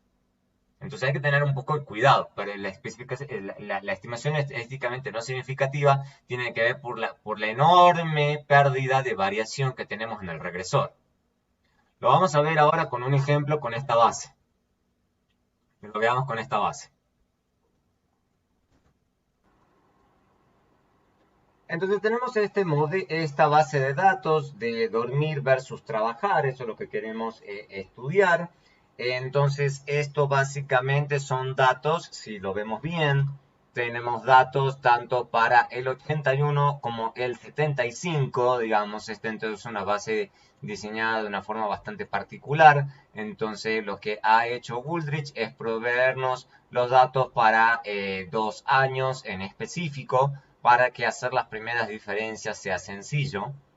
Entonces lo que estamos interesados en hacer es analizar, por ejemplo, cuál es el efecto de dormir versus trabajar. Entonces una cosa que uno pensaría es, por ejemplo, utilizar los datos de un solo año. Entonces uno haría una regresión así, digamos, con el sueño, por ejemplo, en el 81, por ejemplo, supongamos que lo tenemos para en el 81, 81, educación en el 81, todo en el 81.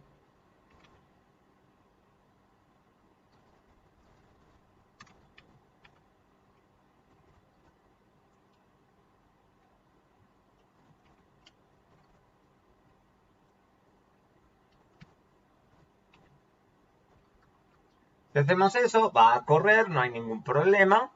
De la misma forma que haríamos la misma regresión. Básicamente, ¿qué es lo que estamos queriendo ver? Cómo las horas de trabajo en específico, el resto son más controles que otra cosa, afecta las horas de sueño de la persona. Y fíjense que más o menos eso tiene sentido. O sea, lo que nos está diciendo es que cuanto más trabaja la persona, menos horas de sueño tiene. Que más o menos tiene sentido. Y le estamos agregando otra serie de controles. Todo corresponde al año 81. Entonces estamos controlando por la educación en el 81, estado marital en el 81, presencia de niños en el hogar. Y creo que esto es si está en buena condición de salud. Y podemos hacer la misma regresión, simplemente que en vez de hacerla en el 81, dado que tenemos datos del 80 y 75, podemos ponerle 75 acá. Eso es por cómo está diseñada la base.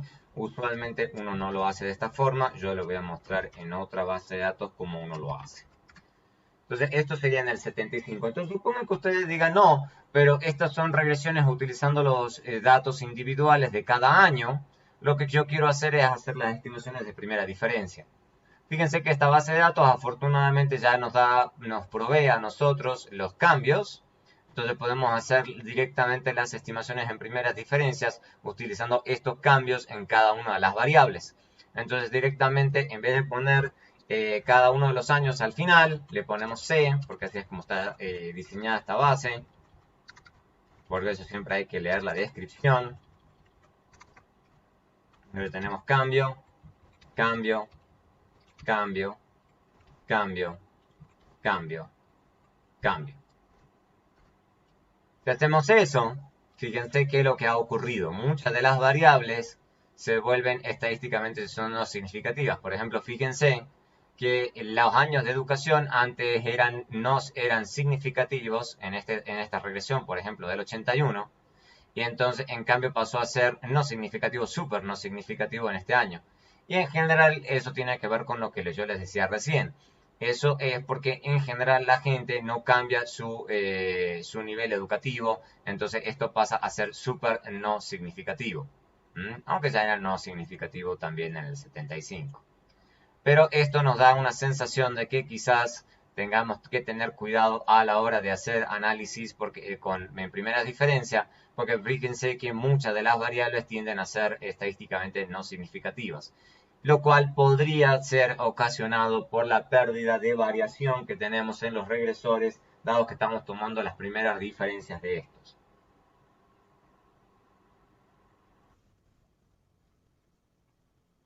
Una nota extra sobre Stata es que a Stata, en las versiones más actuales, se le debe declarar que la base de datos es de tipo panel.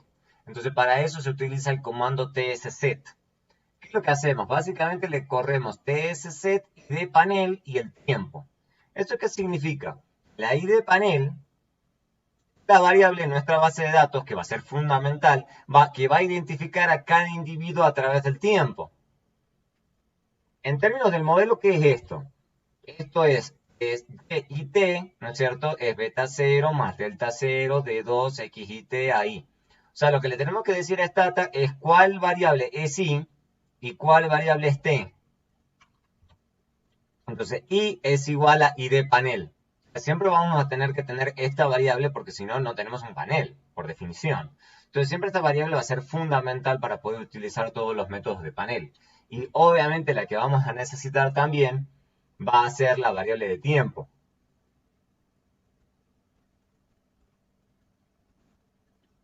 Vamos a ver cómo funciona esto en la base de datos ELCA.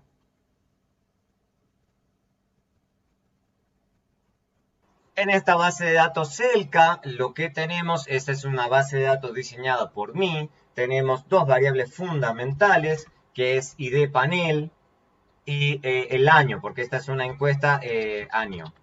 Que esta es una encuesta hecha cada 3 años. Entonces tenemos el identificador de las personas del hogar conformado por dos variables que identifican a la base original, que es una variable que se llama consecutivo y otra que se llama orden. Y este es el año. Y entonces lo que hacemos es utilizar tsset, id panel, año. Y fíjense que acá Stata nos reporta qué es lo que ha hecho.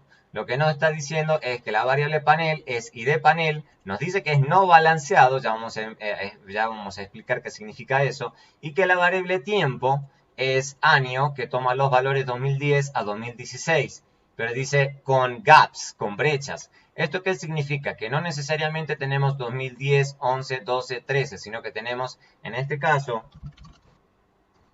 año, y eso es lo que Stata se está dando cuenta, de que los años que tenemos son 2010, 2013, 2016.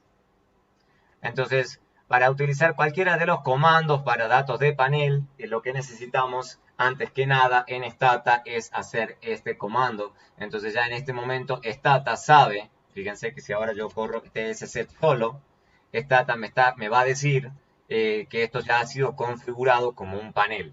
Pero esto es algo que a nosotros nos corresponde hacer antes de correr cualquiera de los comandos de datos de panel. Bien, de la misma forma que lo que hemos visto con datos transversales repetidos, también se puede hacer un análisis de políticas públicas utilizando datos de panel. Es lo mismo, podemos hacer el mismo análisis. O sea, la diferencia clave, y esa es la enorme ventaja de tener un panel, es que ahora tenemos los datos de los mismos individuos a través del tiempo. Ahora, entonces, ¿cuál es la gran diferencia? Antes teníamos el grupo identificado en forma aleatoria, digamos, del grupo tratamiento y control. Ahora no, ahora vamos a tener el grupo tratamiento y control y vamos a seguir exactamente a los mismos individuos de cada grupo a través del tiempo. Tomemos, por ejemplo, un programa de entrenamiento de los empleados. Entonces, creo que pensamos, por ejemplo, tenemos la variable dependiente de nuestro interés, que es la tasa de desechos que la firma TI tiene en el momento T. Por eso es scrap y T. Esto es el porcentaje de unidades que deben descartarse debido a defectos. Eso es entonces del total de las unidades que ha producido la firma, cuántas deben tirarse, digamos, debido a que los trabajadores han cometido errores en la producción. Entonces la idea es darle a los subsidios a las firmas, ¿ok? Para que entrenen a sus empleados, o sea, porque ese es el costo que las firmas a veces tienen y no quieren incurrir en ese costo, que es el costo de entrenar a sus empleados para que hagan un mejor trabajo. Entonces, una de las políticas que el Estado puede tener es sencillamente subsidiar ese entrenamiento. Entonces, tenemos firmas a las que van a recibir ese dinero, ese grant, ¿ok? O sea, los que han recibido fondos para entrenar a sus empleados, y cero, obviamente, si no reciben ese grant, o sea, si no reciben el subsidio. Entonces tenemos datos, por ejemplo, para 1987 y 1988, digamos, de las firmas. Entonces el modelo muy sencillo que podemos pensar es algo como esto. Tenemos la variable dependiente, que es la tasa de descarte. Tenemos el intercepto, tenemos el control a través del tiempo, con la binaria de año igual a 88, y la binaria grant y t. Y obviamente consideramos que acá está el error, digamos, completo, en donde está la heterogeneidad no observada y el error idiosincrático. Entonces, ese heterogeneidad no observada es lo que consideramos que se llama efecto fijo de las firmas. En el caso de las firmas, eso se refiere, por ejemplo, a la habilidad promedio de los empleados, o puede ser el capital, o en general la gente lo considera la habilidad empresarial, que eso no es fácil de observar, no es fácil de medir, pero gracias a que tenemos un panel podemos controlar por esta habilidad empresarial. Esa es la idea. Entonces, ¿cuál es la idea, digamos, en este tipo de evaluaciones de impacto? Lo que nos preocupa permanentemente es que este AI esté correlacionado con Grant. Y uno dice, pero ¿cómo es posible? ¿Cómo es posible que haya una correlación entre la habilidad empresarial y el subsidio que se recibe? Bueno, porque hay varios casos, digamos. Por ejemplo, uno puede pensar que estos fondos para el entrenamiento pueden buscar otorgarlos, los que asignan estos fondos, digamos, la gente que hace política.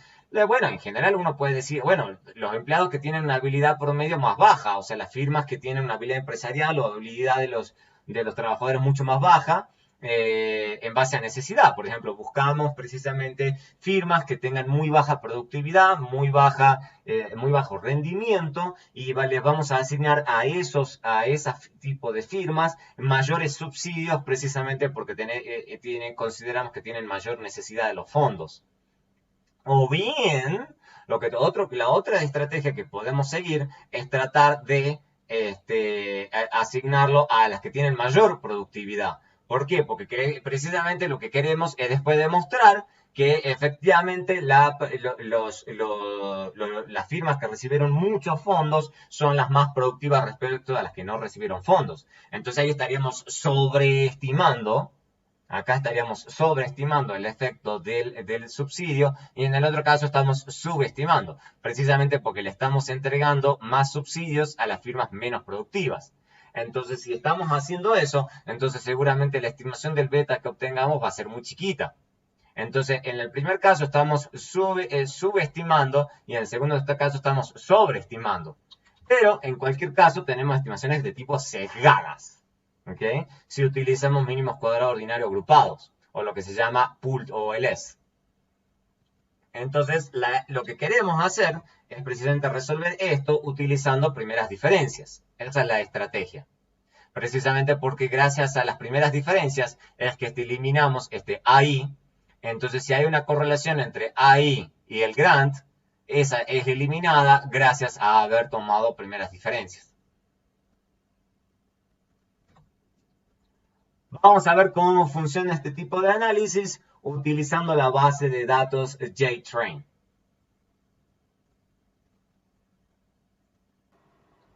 Muy bien, esta es la base JTrain. Esta es la base de datos que contiene la información para hacer el análisis de este tema del programa de entrenamiento. Fíjense que las dos primeras variables, esto es por pura comodidad, nos muestra la variable de tiempo, nos dice los 3 años para los cuales tenemos información y nos tiene el identificador de la firma. Entonces, lo que debemos hacer es tener claro esto. Entonces tenemos 3 años de información y tenemos el identificador de la firma. Entonces, lo que tenemos que hacer para poder utilizar todos los comandos de panel es tsset code year. Entonces eso ya nos dice de que precisamente esta es una base de datos de panel y fíjense que claramente nos dice que esto está muy balanceado y esta es la variable de tiempo. Entonces supongamos por un segundo que hacemos, como les digo, supongan que ustedes lo hacen mal y dicen, ah no, a mí lo que me interesa es hacer la regresión pool, o agrupada, y lo que hacemos es reg scrap, logaritmo de los desperdicios, controlamos por el tiempo, ¿sí? Y ponemos Grant. Hacemos esto, y fíjense que nos estaría indicando esto, que no hay una gran diferencia entre la tasa, o por lo menos es positiva, digamos. O sea que, de hecho, estaría diciendo que la tasa de descarte empeoró por culpa del subsidio, pero sin embargo es una estimación estadísticamente no significativa. Pero de todas formas, como les digo, tranquilamente uno puede pensar que esto, precisamente que estamos haciendo, está mal, porque precisamente no está considerando el hecho de que quizás hay una correlación entre la heterogeneidad no observada y la asignación del subsidio.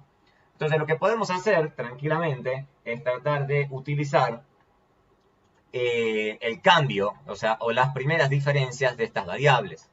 Yo les voy a mostrar, por ejemplo, las primeras diferencias, cómo se construyen con stata. No es muy difícil. Entonces, supongan que ustedes quieren este logaritmo, porque este es logaritmo, vamos a dejar claro. Vamos a escribir esto y esto, ¿cierto? Entonces, esto es el logaritmo de la tasa de descarte y este es igual a 1 si recibió el subsidio. Entonces, queremos hacer los primeros cambios de estas dos variables. Entonces, vamos a hacer, por ejemplo, el de la variable dependiente. Lo vamos a llamar delta. Delta, porque así aparece en las ecuaciones. Entonces, le ponemos delta de lscrap. Entonces, básicamente lo que vamos a hacer es lscrap y le ponemos menos L punto. Esto es lag, por eso la L. El rezago de lscrap, para que nos tome la primera diferencia, precisamente. Nos toma la primera diferencia, corremos esto, y fíjense que inmediatamente me dice que generó algunos valores missing, pero eso tiene que ver con el periodo inicial. Porque recuerden que en el periodo inicial, o sea, por ejemplo, en nuestro caso, nuestro periodo inicial sería 1987, no existe un periodo anterior en esta base de datos a 1987, entonces para 1987 esta base de datos no tiene nada, esta variable no tiene nada para ese año. ¿Ok? Entonces, por eso es que nosotros siempre perdemos un año de observación, porque precisamente el periodo inicial no tiene su periodo anterior, cuando tomamos las primeras diferencias. Fíjense que este comando l.scrap, eso únicamente lo puedo hacer si yo he configurado la base de datos como panel. Si no, no se puede. Por eso es importante hacer este procedimiento antes de tratar de correr este tipo de comandos. Al mismo tiempo vamos a hacerlo para el grant, lo cual es correcto, digamos, porque necesitamos saber cuál fue el cambio de un periodo al otro en la asignación del subsidio. Entonces le ponemos delta grant, lgrant. lgrant, tenemos así. Entonces veamos ahora si hacemos las estimaciones, pero ahora lo hacemos con los deltas. O sea, corremos esta misma regresión, pero lo que hacemos es utilizar delta de lscrap y también delta del grant. A ver qué nos da. Fíjense que sigue sin dar nada significativo, pero por lo menos esto es negativo, si bien estadísticamente no significativo. Pero ¿qué pasa si, por ejemplo, lo utilizamos a datos de 1988? Porque esto incluye los datos de 1989. Si hacemos eso, if a year a 1988, si utilizamos 1988, los datos solamente de 1988 y el 87, fíjense que ahí sí da marginalmente significativo. Muy poquito, pero da. Da que hubo una pequeña reducción.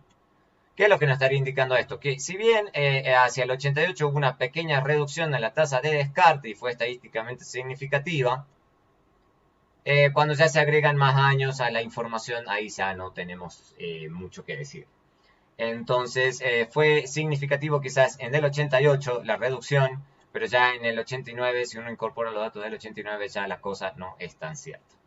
Entonces, este tipo de estudios es bien interesante considerar cuál es la cantidad de años que van a formar parte de nuestro análisis.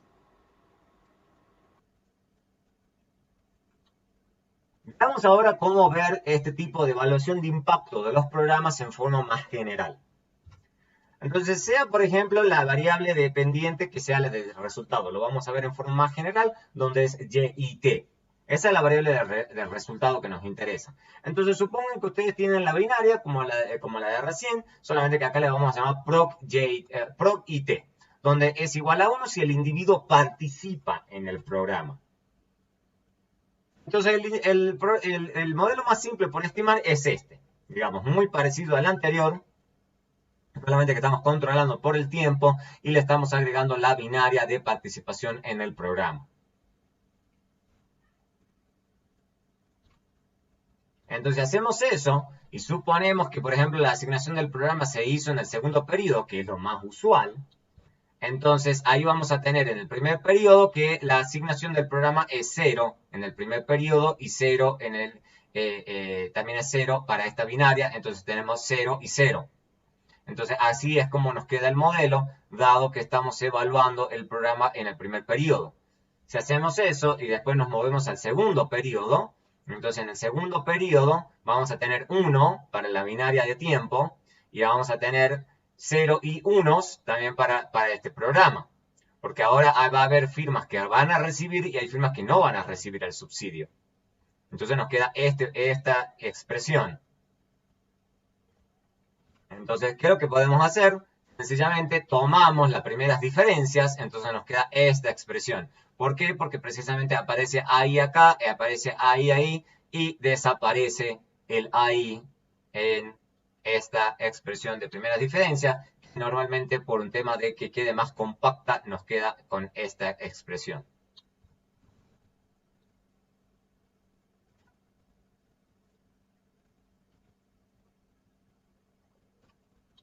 Una vez que ya hacemos eso, obtenemos esta expresión.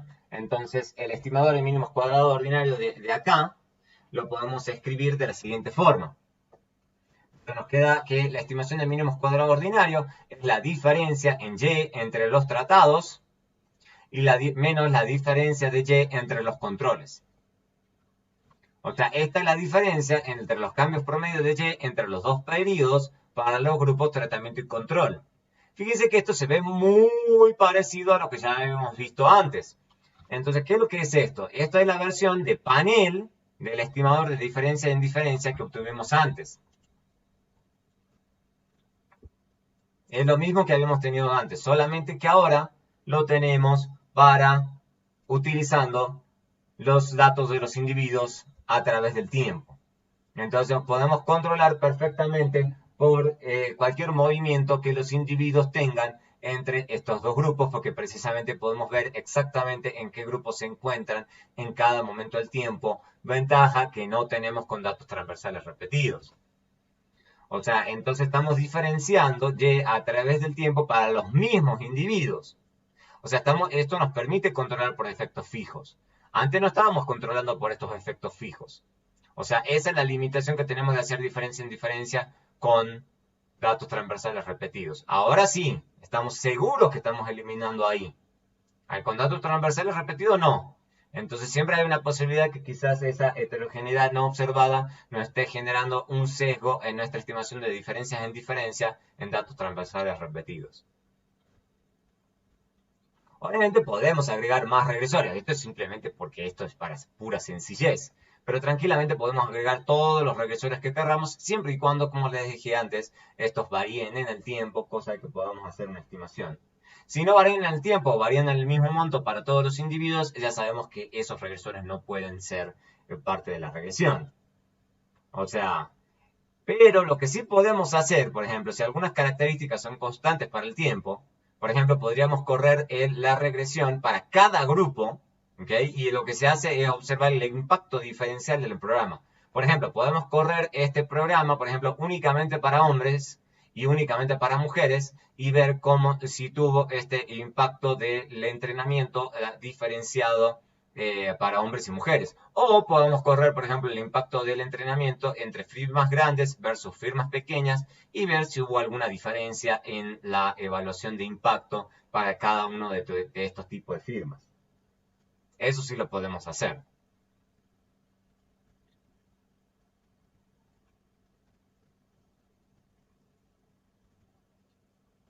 Vamos a ver cómo funciona esta metodología utilizando la base de datos Traffic 1.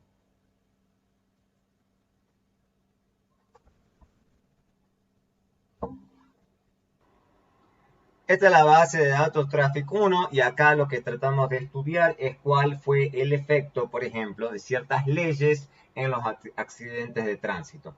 En concreto, lo que nos va a interesar es esta base, esta variable, y dos leyes.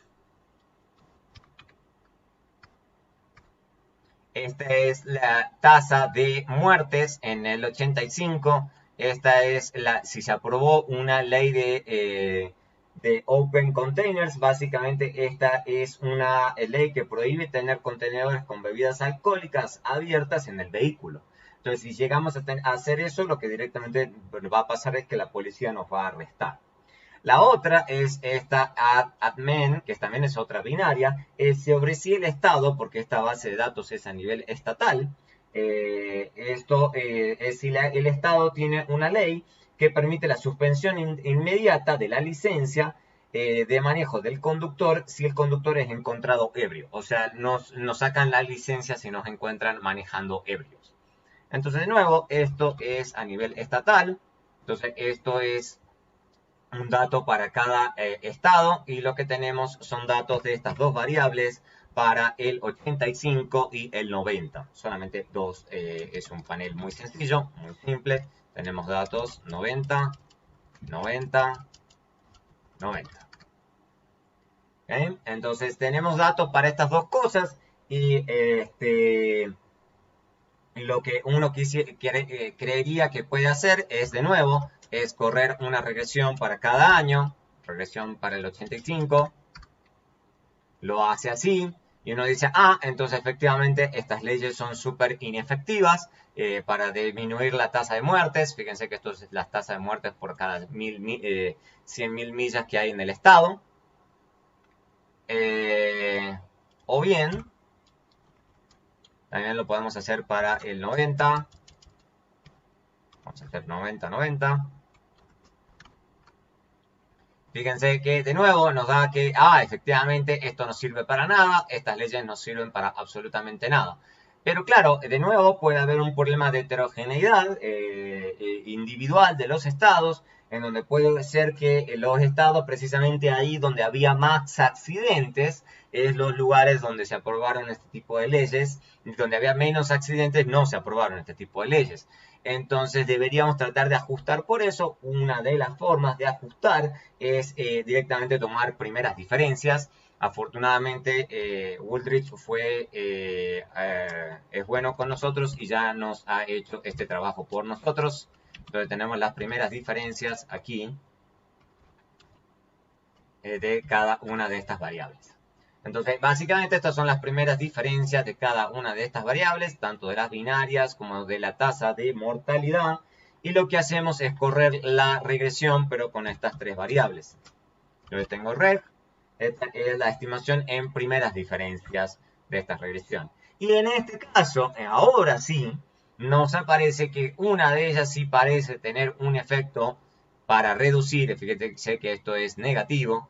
Este t es bastante grande y este pi-value tiende a ser bastante pequeño.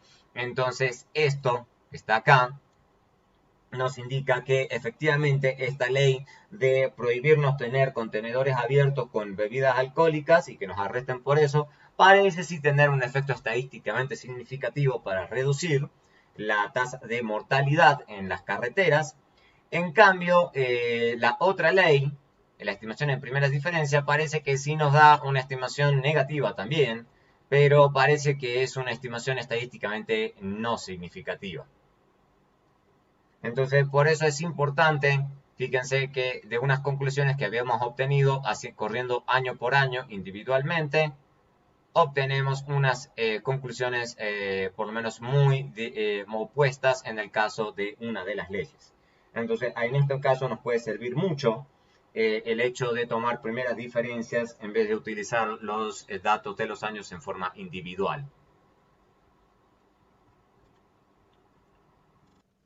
¿Qué pasa si tenemos más de dos periodos? Si tenemos más de dos periodos, nada impide que podamos utilizar el mismo método de primera diferencia en nuestro panel con más de dos periodos. Se puede hacer perfectamente. Si por ejemplo tenemos t igual a 3, entonces un modelo general de efectos fijos es algo como esto. ¿No es cierto? Entonces, ¿qué es lo que estamos haciendo? Tenemos acá la binaria de 2, o sea, para t igual a 2, y la binaria de 3 para t igual a 3.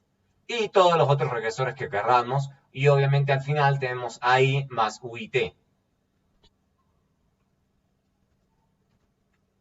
Si A ahí está correlacionada con cualquiera de los regresores, entonces los mínimos cuadrados ordinarios van a estar sesgados. Entonces, precisamente por eso no deberíamos hacer eso. Lo que deberíamos hacer es tratar de eliminar ahí. ¿Y qué es lo que vamos a hacer? Lo que pensamos es precisamente tomar primera diferencia. No hay ningún problema. O sea, lo que suponemos con primera diferencia es esto, que no hay correlación entre los errores idiosincráticos y los regresores. O sea que las variables explicativas son estrictamente exógenas una vez que eliminamos ahí. Eso es lo que hacen básicamente los estimadores de primera diferencia. Eliminan ahí. Pero tenemos que seguir suponiendo esto. Entonces, por ejemplo, una limitación que nos impone todos estos supuestos es que ninguno de los regresores pueden ser variables dependientes regresadas. O sea, por ejemplo, no podemos regresar en y t-1. Eso se llaman modelos autorregresivos. En este caso no vamos a analizar ese tipo de problemas, que es cuando tenemos modelos autorregresivos. Y obviamente, si omitimos alguna variable importante que varía en el tiempo, o sea, una variable omitida relevante, entonces este supuesto es violado, o sea, esto es sesgo por variable omitida, clásico. Si ustedes si quieren tomar la primera diferencia teniendo ya 3 periodos, entonces ¿qué van a tener? Van a tener una cosa así. Van a tener esta expresión.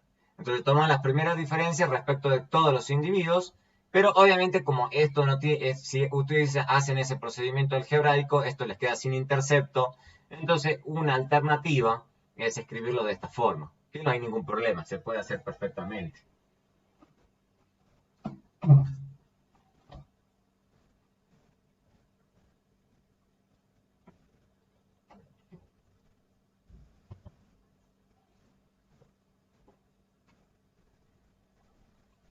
Pero las estimaciones de las betas son idénticas. Acá no hay ningún problema.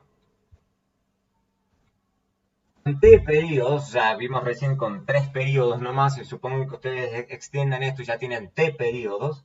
Entonces acá ya tienen, por ejemplo, T observaciones para los N individuos. Esto se llama lo que se llama un panel balanceado, porque tienen observaciones para todos los individuos en todos los momentos del tiempo. Eso se llama un panel balanceado. No vamos a ver en esta clase cómo ajustar un panel desbalanceado, que es bastante complejo. Y lo que vamos a suponer es que se tiene un t pequeño en relación a n, cosa que es lo más usual en la práctica. Si en realidad esto se invierte, si en realidad tenemos un t mucho más grande en relación al número de individuos, en general eso se consideran que son más apropiados los modelos para series de tiempo. Entonces tenemos básicamente esta expresión cuando tomamos la primera diferencia. Entonces ahora ya tenemos todas las binarias de tiempo y además tenemos las primeras diferencias de cada uno de los regresores que estamos estudiando, incluyendo la primera diferencia del error idiosincrático. Entonces, ¿qué tenemos acá? Ya habiendo hecho la diferenciación con mucho más de un periodo, tenemos entonces t-1 periodos, digamos, que suena un poquito raro, pero no es tan raro porque, por ejemplo, cuando teníamos solamente 2 periodos, entonces se nos reducía a una sola diferencia para cada uno de los individuos entre los 2 periodos de tiempo, entonces nos queda un periodo. En este caso pasa lo mismo, dado que estamos teniendo unas primeras diferencias, en vez de quedarnos con t periodo, nos queda con n-1 periodo total para cada unidad i. Adicionalmente, entonces, si tenemos t-1 periodos para cada individuo y tenemos n individuos, entonces n por t-1 nos da el número total de observaciones que tenemos. Obviamente que el supuesto clave tiene que ver con que delta de u y t no tiene que estar correlacionado a través del tiempo para poder utilizar los errores estándar y los estadísticos de pruebas usuales, digamos. Esto es similar a los supuestos de series de tiempo que tenemos. Entonces tenemos que suponer de que no hay correlación serial para que se cumplan los supuestos del modelo lineal clásico.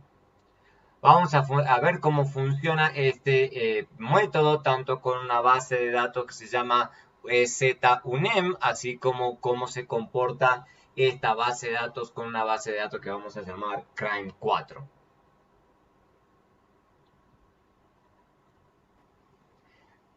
Muy bien, esta es una base de datos sobre zonas empresariales y reclamos de desempleo. O sea, vamos a empezar. Esto es, por ejemplo, datos desde 1980 al 88. Y lo que vamos a tener, digamos, cuál va a ser nuestra otra variable, en este caso, es el identificador de ciudad. Estos son datos de ciudades. No tenemos el nombre, pero tenemos el identificador de la ciudad. Estos son datos a nivel ciudad. Y ahí tenemos datos para 22 ciudades en este caso. Entonces tenemos 22 ciudades que se han seguido desde 1980 a 1988. Entonces lo primero que tenemos que hacer antes de continuar es decirle a Stata que efectivamente tenemos datos de ciudades por año. Entonces Stata nos dice, efectivamente le he identificado que usted tiene datos a nivel de ciudad y datos a nivel anual y el delta es una unidad. No hay ningún problema. Entonces ahora podemos continuar. ¿Qué es lo que queremos estudiar en este caso? Lo que queremos ver es que hay unas zonas empresariales, hay un Entrepreneurial Zone, Enterprise Zone, etc. Esto es una binaria. ¿Okay? Si cierta ciudad ha tenido una zona empresarial. ¿Cuál es la idea de las zonas empresariales? Las zonas empresariales son zonas que se han destinado únicamente a comercios y la idea es tratar de ver si la instalación de estas zonas, donde únicamente se pueden instalar comercios, ha logrado reducir los pedidos de desempleo, que es lo que vamos a ver. Entonces, tenemos acá UCL MS. Estos son pedidos de desempleo. ¿Qué significa un pedido de desempleo? Básicamente en Estados Unidos, cuando uno queda desempleado, puede solicitarle al Estado un subsidio dado que ha caído en el desempleo. Entonces, una de las soluciones que la ciudad puede tratar de implementar para resolver ese problema es destinar una zona de la ciudad únicamente a empresas, de forma tal de que el empleo aumente. Entonces, eso debería reducir idealmente la tasa de pedidos de desempleo que tienen las personas. Entonces, claro, ¿cuál es el tema? Digamos que seguramente estos lugares, y esa es la idea del sesgo de heterogeneidad, es que puede ser que los lugares con mucho desempleo, digamos, son los que han tratado de implementar estas zonas empresariales. Entonces, correr, digamos, una regresión simple como reg c, le vamos a poner con logaritmos, porque para que sea el cambio porcentual, tenga una interpretación log nivel, incluso le pongamos i.year para controlar por tendencia, y le ponemos ez, ¿no es cierto? O le ponemos incluso i.ez. ¿Ok? Hacemos todo eso, entonces corremos todo esto, estamos controlando por tendencia y lo que queríamos es medir el efecto de la zona empresarial. Esto nos estaría diciendo, digamos, de acuerdo a esta medición, es de que si bien parece haber tenido un efecto de reducir las tasas de los pedidos de desempleo en términos porcentuales, no parece haber sido una reducción estadísticamente significativa. Pero de nuevo, puede ser que tengamos el problema que les mencionaba recién, de que las zonas empresariales se hayan establecido así allí en los lugares donde ya había mucho desempleo, entonces parece que las zonas empresariales son inútiles. Pero entonces eso significa que hay un sesgo de heterogeneidad, digamos, hay una característica particular de las ciudades, que ese es el AI, la heterogeneidad no observada, que está sesgando nuestra estimación respecto de las zonas empresariales. Entonces, una estrategia para tratar de resolver eso puede ser perfectamente correrlo con con las primeras diferencias. Entonces, afortunadamente, de nuevo, tenemos esas variables ya generadas. Mostremos cuáles son. Entonces, tenemos el cambio, ¿no es cierto? En esto y cambio en EZ. Entonces, fíjense que esto es el cambio en el log. Eso es el cambio en log, ¿okay? Entre este periodo y el periodo anterior. La zona empresarial comparado a haber tenido zona empresarial en el periodo anterior. Entonces es la primera diferencia del logaritmo de los periodos de desempleo, y esta es la primera diferencia de la binaria de zona empresarial. Entonces corramos la misma regresión de recién, pero le cambiemos y le hagamos acá G y le hagamos acá C, Z. Entonces, si hacemos eso, veamos qué nos da. Ahora que hacemos las primeras diferencias, fíjense que ha cambiado radicalmente la conclusión. Fíjense que esto nos da muy alto y nos da estadísticamente significativo. Y miren que eso cómo se interpretaría. Que el hecho de haber implementado en una ciudad una zona empresarial, respecto a no haberlo implementado, no haber implementado una zona empresarial, reduce en aproximadamente 0.18% los pedidos de desempleo por parte de los desempleados en la ciudad. Entonces, esto es súper interesante. Quizás da un poquito más si usamos la aproximación exacta. Esto nos da aproximadamente una caída del 17%. Para que sea claro, digamos, supongan que ustedes dicen, entonces display x, y utilizamos la aproximación exacta. La aproximación exacta nos da esto.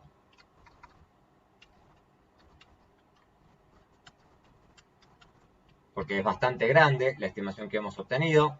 Eso nos da aproximadamente un 16.6 o 17%, si lo queremos redondear. No hay una enorme diferencia respecto del 18%, pero esta es la aproximación exacta. Entonces, efectivamente, utilizar las primeras diferencias, en este caso, por ejemplo, genera muchos cambios respecto de la significancia estadística del estimador.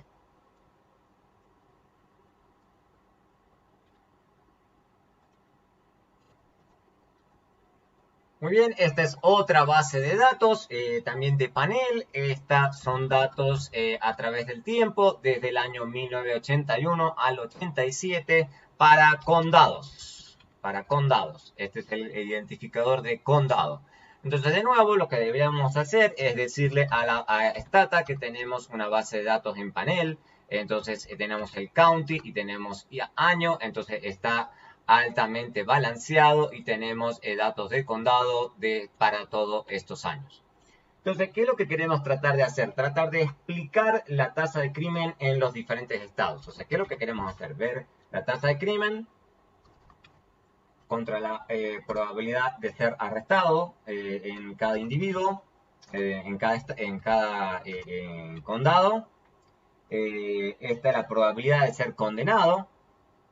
Esta es la probabilidad de pasar tiempo en la cárcel. Y esta es la sentencia promedio que se aplica en el estado y los policías per cápita por el condado. Entonces, esto es cantidad de crímenes que se cometen por persona, o sea, es un índice. Esta es la probabilidad de arresto, digamos, o sea, esto es los arrestos, digamos, en total que hay en el... un porcentaje de arrestos que hay en el condado, de la misma forma como lo demás. Entonces estas son todas, digamos, medidas de enforcement de la ley, de hacer que la gente cumpla las leyes, la severidad de la sentencia, el número de días y el número de policías per cápita. De nuevo, o sea, el problema que tenemos es que puede haber que haya mucho, de nuevo tenemos por condado y puede haber ciertas culturas más duras en contra del crimen que otras culturas más laxas respecto al crimen. Entonces eso puede estar correlacionado. Si nosotros hacemos una regresión como esta, puede ser que esto esté muy mal. Digamos, le vamos a agregar el control por tiempo.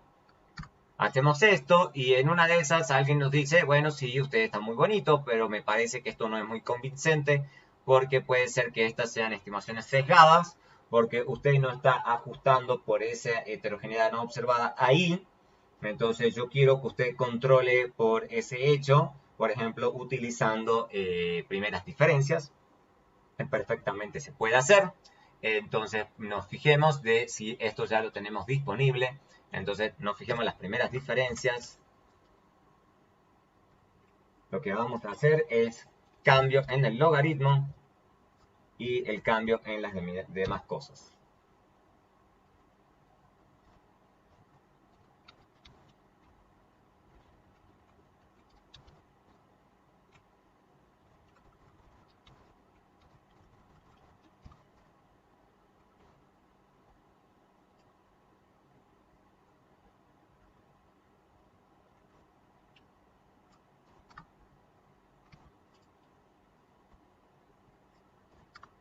Listo. Entonces ya acá es que hay que ser muy estricto con los nombres, si no, no aparece. Entonces fíjense que esto es el cambio en logaritmos, entonces todo en logaritmos. Cambios en logaritmos, cambios en logaritmos, cambios en logaritmos. Porque precisamente lo que nos interesa en vez de hacer una especificación log-nivel o nivel-nivel, es ver una interpretación log-log para tener interpretaciones en términos de elasticidades de las estimaciones. Entonces tenemos todo esto. Y entonces ya tenemos las primeras diferencias. Entonces podemos correr perfectamente una regresión con todos estos regresores. Entonces lo que hacemos es reg. Y lo que tenemos es acá pi.año. Lo corremos y ahora sí, en una de esas podemos haber corregido cualquier problema de heterogeneidad no observada. Fíjense que incluso cambia un poco, cambia las magnitudes en una enorme magnitud. Fíjense que antes esto era bastante cercano a 0. En cambio ahora, si bien era estadísticamente significativo, en cambio ahora esto es bastante grande y cambia radicalmente las estimaciones puntuales en todos los casos. Aunque en este caso deberíamos tener cuidado para hacer las interpretaciones porque esto es nivel-nivel, esto es el log-log. Entonces las interpretaciones puntuales aquí son en términos de elasticidades. Entonces, por ejemplo, ¿qué es lo que nos estaría diciendo esto? Fíjense que esto nos estaría diciendo, por ejemplo, que el aumentar la probabilidad de arresto en un 1% reduce la tasa de crimen en un 0.33%. La misma cosa para los demás indicadores. Por ejemplo, aumentar la probabilidad de la condena en un 1%, eso nos disminuye la probabilidad de crimen en 0.23.8%. 0.23% o 0.24%, perdón. Y fíjense que todos estos tres indicadores tienen algo de sentido. Fíjense que es interesante que no nos da muy significativo el tema de la sentencia. No parece tener un efecto muy significativo respecto a reducir el crimen, que las sentencias sean más largas. En cambio, un estimador que sigue siendo muy sospechoso es la cantidad de policías per cápita en el condado. Fíjense que esto nos estaría, si lo interpretamos estrictamente, nos estaría indicando que tener un 1% más de policía per cápita en la ciudad nos incrementaría la tasa de crimen en la ciudad. Eso quizás es que esto sea todavía problemático. Lo que puede estar ocurriendo perfectamente y quizás incluso primeras diferencias no lo está controlando adecuadamente es el hecho de que las ciudades con más crimen en general tienden a tener mucho más policías per cápita. Entonces quizás haya que buscar alguna estrategia adicional para tratar de obtener estimaciones que tengan sentido para evaluar el efecto que tenga la policía sobre la cantidad de crímenes. Y quizás estos datos o la metodología econométrica que estamos eligiendo no termina de resolver nuestro problema para evaluar el efecto exacto de tener más policías en una ciudad. Porque si interpretásemos esto en forma estricta, debería ser que tener más policías genera más crimen, lo cual es difícil de creer.